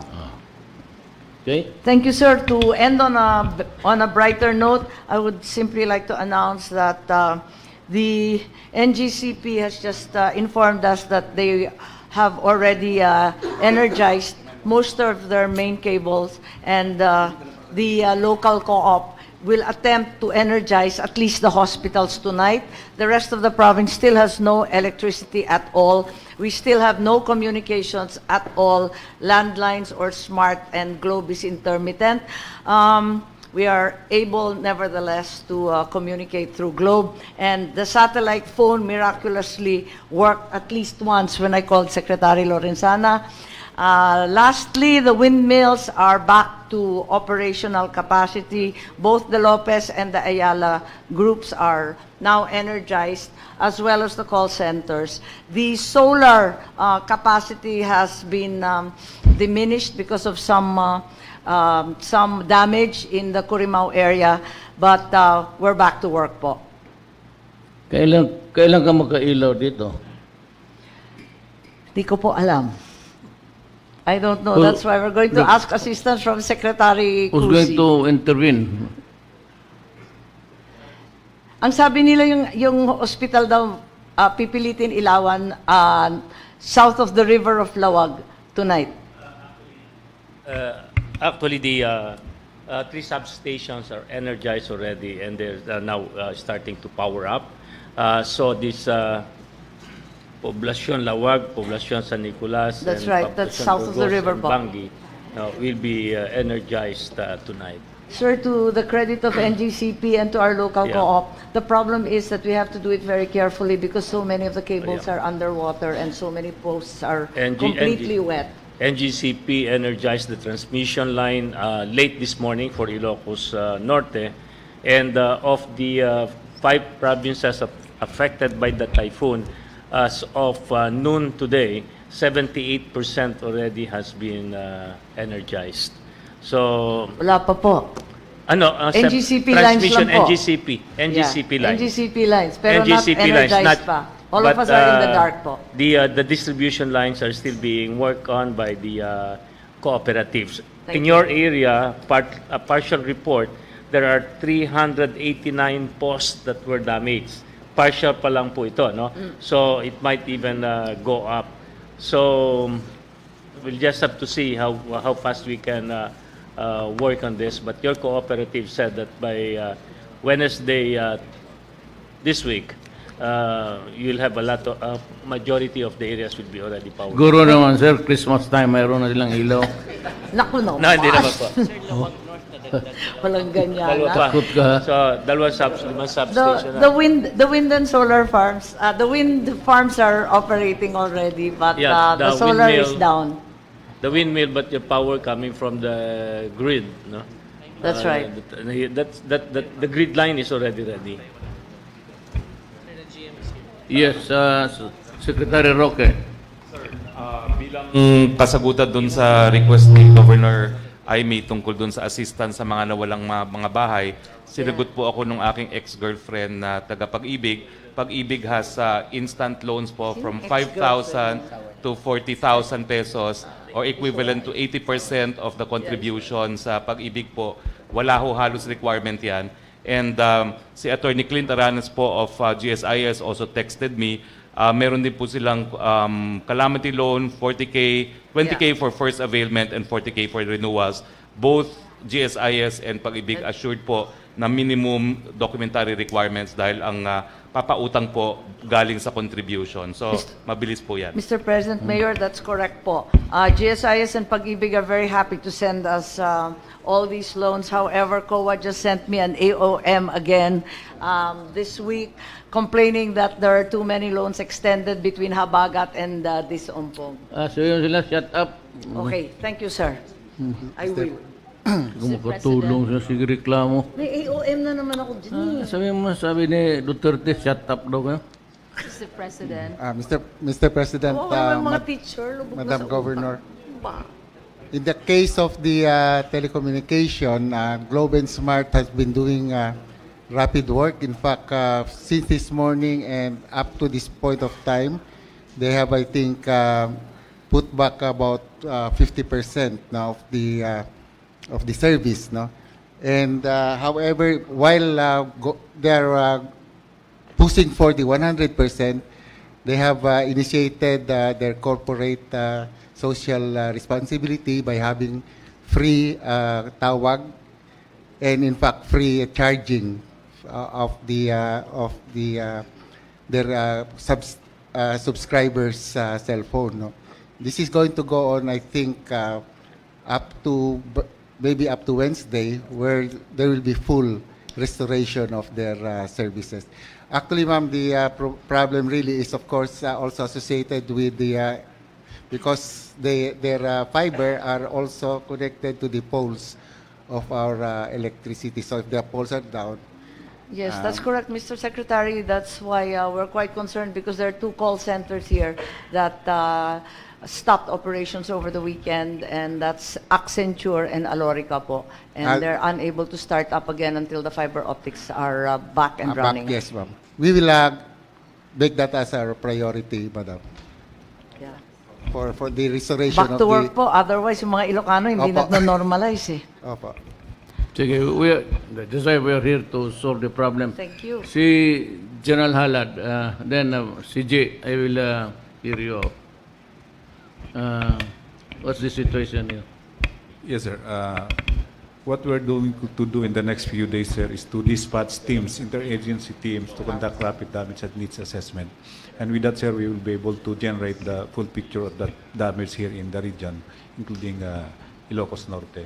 The RDNA, sir, will be led and organized by the Office of Civil Defense regional office here in Region 1. Good. Yeah, Mr. President, Governor, with regards to the shelter, we have emergency shelter assistance, no? we give 30,000 for totally damaged houses and 10,000 for partially damaged. We will just wait for your the submission of the names and the address of those people, victims of those houses that were destroyed, so that we can validate it. No. And yes, then with all due respect, Madam Secretary, the cash, although it's taking much less time, takes a while to process. And also with the quantum of damage, I think GI sheets can no longer be supplied within the province. So maybe we can ask for special facilities or suppliers to come here directly. Si Escalada na lang. Si Escalada na lang sa malaki. Siya na lang Pero may mag-contract budget yung sa- DSWD. Maybe Meron. we can just talk Malaki with, ang ano, budget with ng NHA. NHA. Then we give na lang the money. Thank you Okay. po. So for the cash for work and food for work, per cash for work we give 210 per day for 10 days. So 2,100 no, for 10 days. And then for food for work, the same. We give the food packs no for 5 food packs no. 5 boxes yun for 10 days din yun. Kasi yung 1 box is equivalent to 2 days food. Hihirit po kami, pwedeng humingi ng dagdag para sa cash for work po. Okay lang po, Governor, but we also need, kasi makukuha din kami, we need to submit also the names of those who will be That's no problem working. po. Okay, We'll, so we'll just provide wait. those. Pag na-submit naman sa amin ng names, we immediately process. Thank No problem. May representative ka dito? Yes. I'm sure okay. Dito po yung regional. I'm sure you guys can work it out thoroughly In fact- at shortest possible time. Yes, in fact, sir, I would like to commend, in contrast to Tacloban po, we have derived full support from the DSWD, and I'd like to thank RD June Castillo, who has been extremely helpful. OCD also, Chito Castro, has been available 24/7 po. And the PNP, SAR, that were sent here, as well as the members of the 71st IB. Laking tulong po. Ibang-iba po sa Tacloban. I thought I'd have to get that in. Sorry. Wala pa man tayo. Sila lang man yung doon. No, it's really sometimes it could be a matter of luck, but other times it's all practical. It's all practical. Tapos yung ito, if you cannot get in during or before, at least you should be here right after. That was what was utterly absent in the previous. I was there the day after. I was born in Leyte, so I felt it as yung parang moral ko na. And it was the second day. Everybody was. Ayaw ko na lang forget it. Basta tayo, trabaho lang rin. Sir, we have the numbers to prove it naman. Tignan naman ninyo. Lakas-lakas ng bagyo, ang baba ng casualty. No, that's what I'm happy about, actually. I was more worried of yung patay landslide. Because of that recurring memory nung nasa Yolanda ako, whenever there's news about typhoons, a strong one. Since I was there, a living witness actually. Day after, I flew to by chopper of Tacloban. Yung tao na first time nag-iyak ako 2 beses. Yung makita ka dyan, bata, tapos baboy, aso, tao. And you had to navigate your way because you're littered with so many dead, practically carcass. I hope it would not happen during my time. I will hang myself there, ganun. Kung wala na, it's Just a quick one, Mr. President. yes, Thank you, Governor Aimee, for making the effort to spare the schools from becoming evacuation centers and for taking care of the lolas. And so far as the damages to the schools are concerned, sa buong region, 300... Ma'am, ano mo konti? Para marinig ka. I was saying, Mr. President, na sa buong region, 322 schools so far ang damage, different stages of damages. Pero sa Ilocos Norte, 110. Ngayon, ang estimate namin, dahil iba't ibang stages din of damage, mga 117 million. I myself believe it is a bit understated. Kasi mayroon talagang mga totally destroyed. But what is special, I mean, I will not say special, but I will say what is different about Ilocos Norte is that you have 80 schools which are flooded. And so this leads to the next problem of the books, the learning resources, the computers, the equipment for your tech book, your beautiful tech book building, and your senior high school buildings. That is where we'll probably have to do a lot of catching up. Pero may mga buffer stocks naman, but we will send a team really to come here. Oo. Kasi it's not just repairing the schools, it's not just cleaning them up, it's the equipment inside for the high schools. Kasi mga computers, mga microscopes, libraries, and so on, nababury sa mud. And you have 80 schools in that situation in this province. Thank you, Mr. President. We're doing our best. Secretary Doke, sir. Sorry. Apropos of schools, may I put in a word also for CHED to please assist MMSU. All the buildings are uninhabitable in all the campuses, and as a result, I'm not able to resume classes for all faculties. And they will have the priority when they come in. Si Escalada ang ano mo dyan, I'll tell him to fly. MMSU po. Okay. Yes, sir. President, thank you, and Governor Aimee, good evening. I just wanted to find out from you if the PhilHealth reimbursements are on time for your provincial and district hospitals, because I haven't heard any feedback with regard to the reimbursements. Some reimbursements, but last I saw, they were a little bit delayed and there were a lot of protests. You see, we had problems previously with a lot of scams in PhilHealth in this region through private clinics who declared malaria epidemics and other such fantasies. So we've been penalized. So as a result, medyo natatagalan na ngayon. Sobrang ingat yata nila. Yeah, but under the circumstances, would like to reassure you, Mr. President and Governor, that we'll make a quicker turnaround time for your reimbursements. Yes, thank you. Provided that the documentation is complete. Thank you very much. That would be really helpful. We have the longest living Filipinos here in Ilocos Norte. Very good. They are 6 to 7 years older than Filipinos elsewhere. And as a result, we need our hospitals. We love our lolas po. Would hear the homegrown favorite son of Ilocos Norte. Thank you, Mr. President. I'm very happy to report that we have zero casualty here, and really indication of the anti-disaster consciousness of the Ilocanos, especially from the Ilocos Norte, with the leadership of the governor. And I was talking to some of the mayors a while ago, and they are here, and really they were very happy that this really a serious casualty is a record. This record.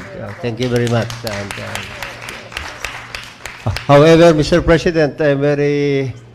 I would like to report that something happened in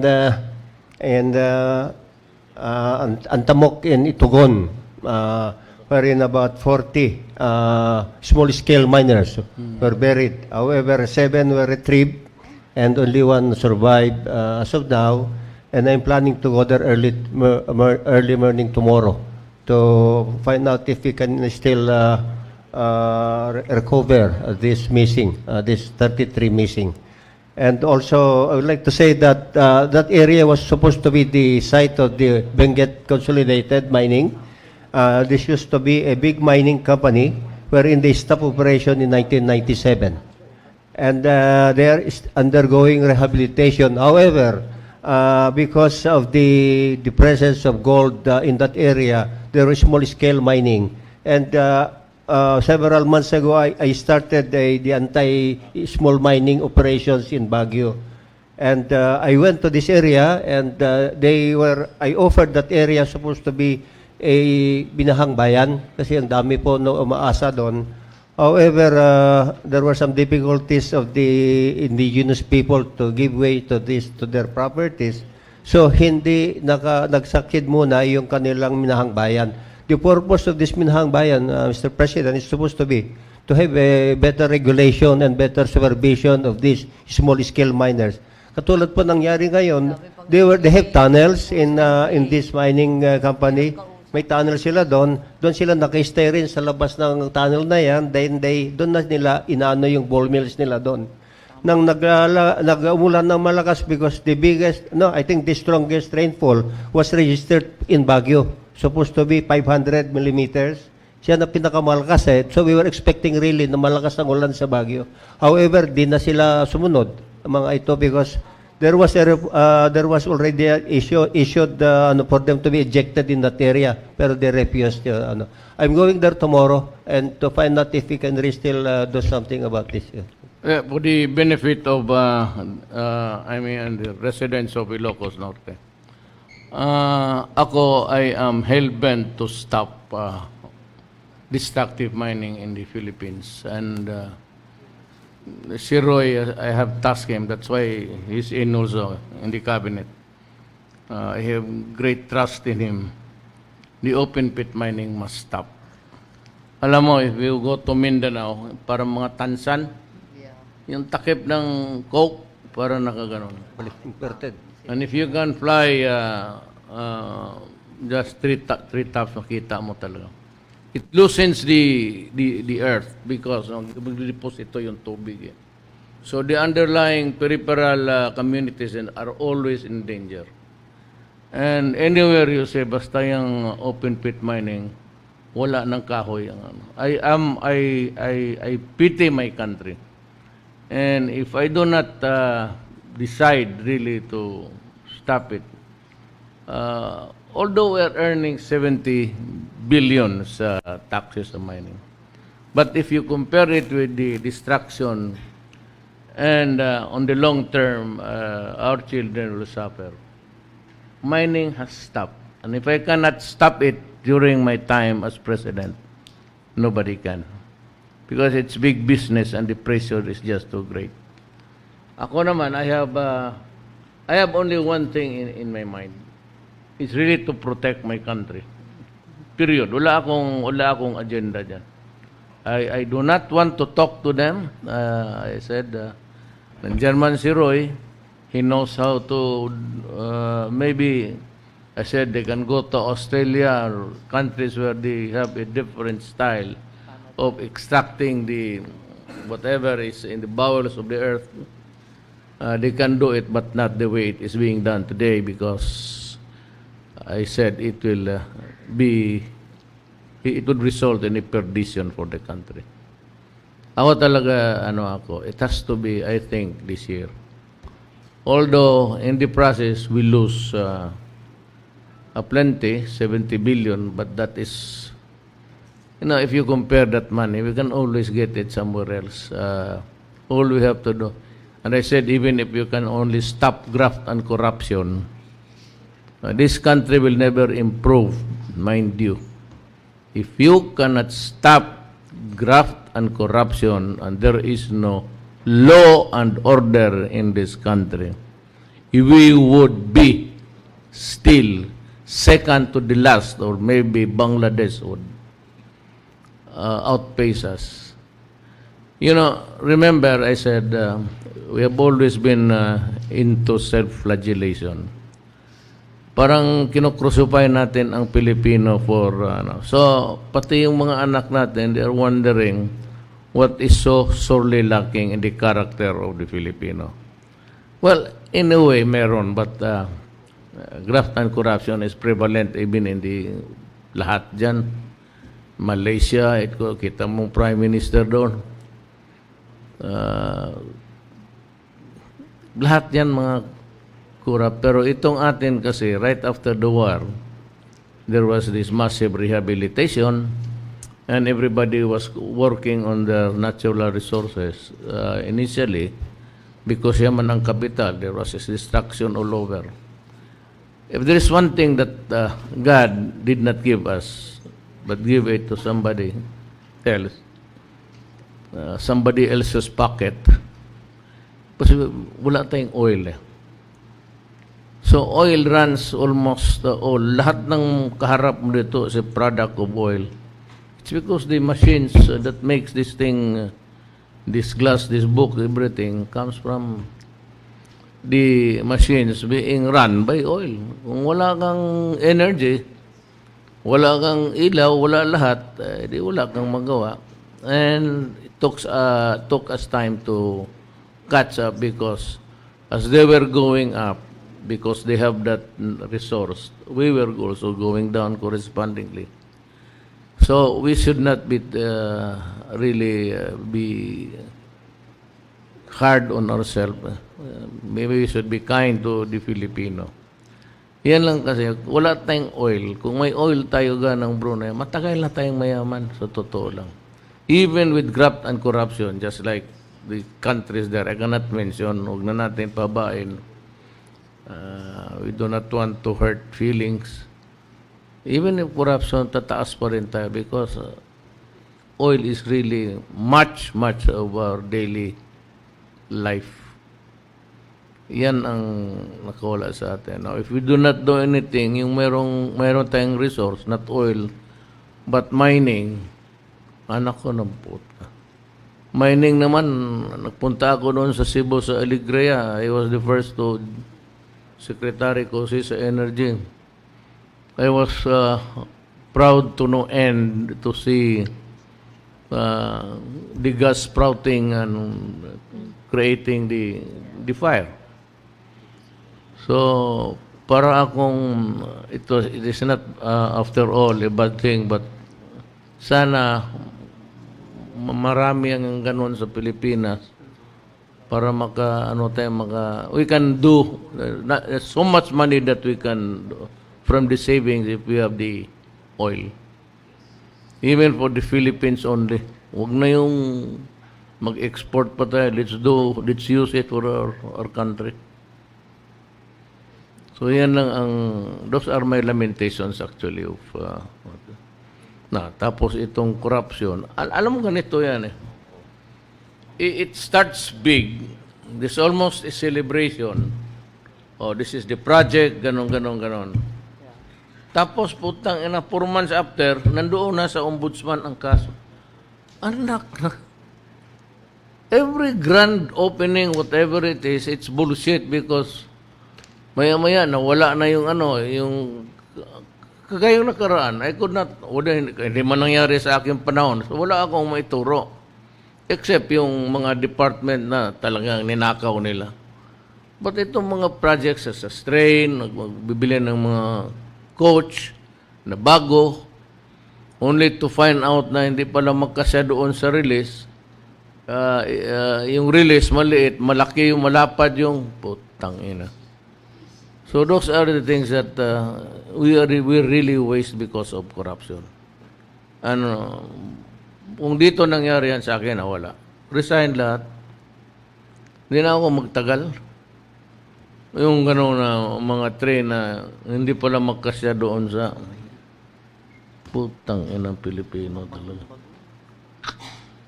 So, kung actually LRT1 ng mami ko.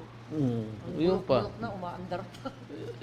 Alam mo, ang tatay mo may iniwan. Nanay mo may iniwan. May building, may mga cultural center. Yung lahat ng dumaan, wala. Ako, wala rin akong ayaw ko kung anong ako bahala na ba? Wala akong magawa, sir. Basta ako, straight lang lahat. If I can only stop corruption in government, that is the only thing that I can do or will do or must do. Okay na sa akin yan. Kasi,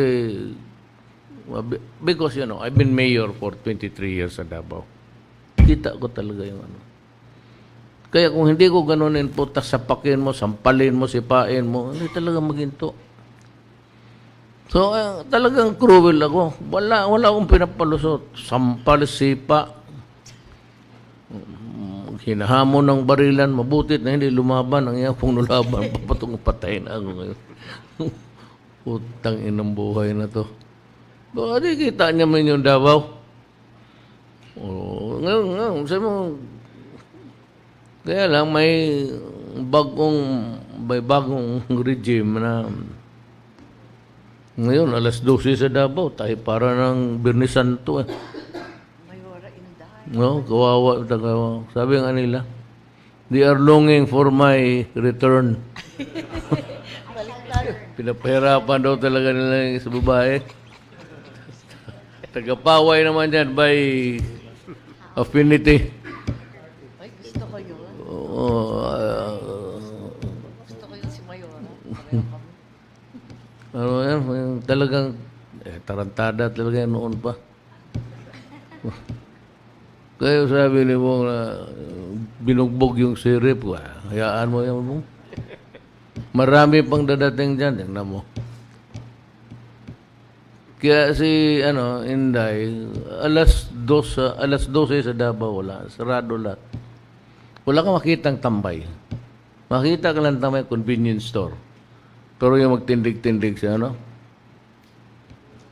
wala kang makita. Walang problema. Walang pasahan ng drugs. Iba naman si Inday. Ako magsabi putang, patayin mo yung nagsisira ng bayan ko. Si Inday, iba ang style niya. Bakit buhay pa yung putang inang yan?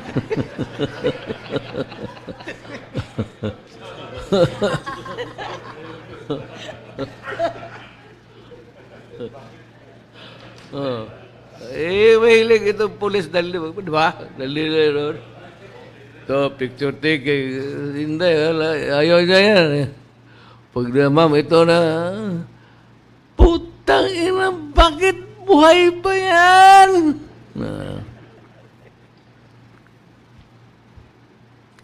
Well, that is how it is. Iwan ko. Ako, talagang kaming mga original na Bisaya. Pero, Maranao ang lola ko. My mother is half Maranao. Pero ako, I identify myself as a Cebuano. Yan ang tatay ko. So, Ano daw? Pareho sila ni Tommy, Cebuano. Isa pa yung putang yun. Kunan mo yung pulis ng patrol car. Kunan mo ang pulis ng baril. Class. This guy must be crazy. Pupunta doon sa prisuhan tapos iparelease yung mga nahuli. Those arrested by the police, he demanded the release. Pailan mo ng kaso. May mga talaga. Ay, mga Bisaya, may ganon rin. Yung di mo maintindihan yung utak. Mga gago. Pero, Sir, half Bisaya ako. Half ba lang? Talagang kaya napundi ako ano ba tawag dyan sa inyong gidaog-daog? Ano ba yung tawag sa inyong daog-daog? Api-api ba? Api-api. Oo. Really? May itlog, di ba?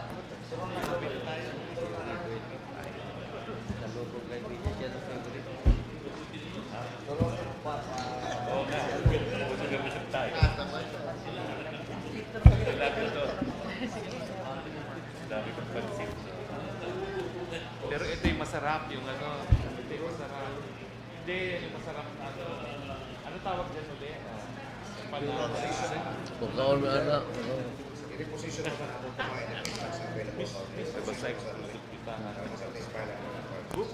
Ihapon na lang kung ano, yung pinakamalapit.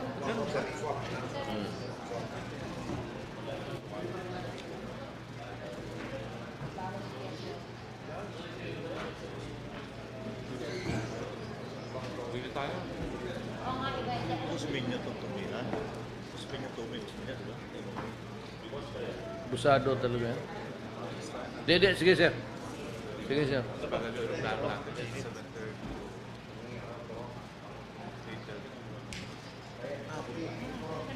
Sa radyo lang po. Sige lang dia po, sige lang. Buwa pa. Ayaw ko na ito. Ang kain ako. Panada na. Doon out ba? Bong issue. Bong. Doon out ba? Doon out ba nito?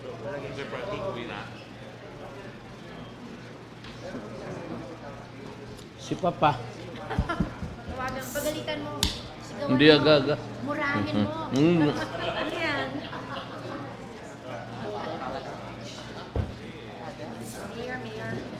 Mayor. Makakakala niya yung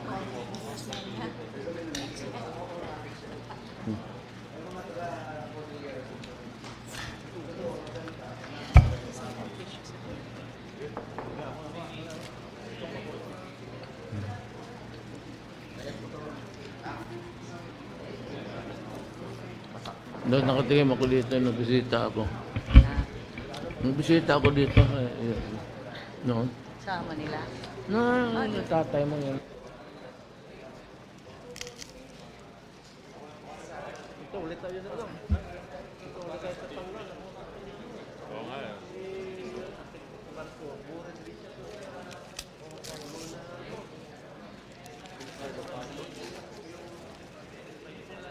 Hindi lang sumunod. Oo, weird. Diba? Commit nila na dali na pero wala maghintay.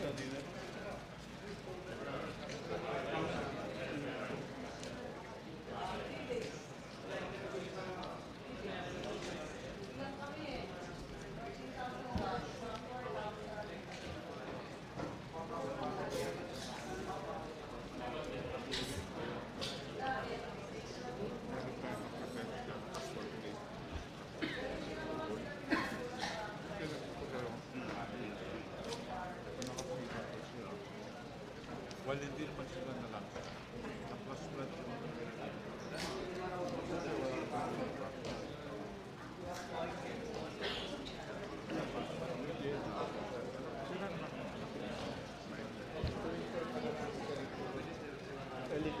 Elite lang din sila. Alam ko na yung naiwanan kayo. Sigurang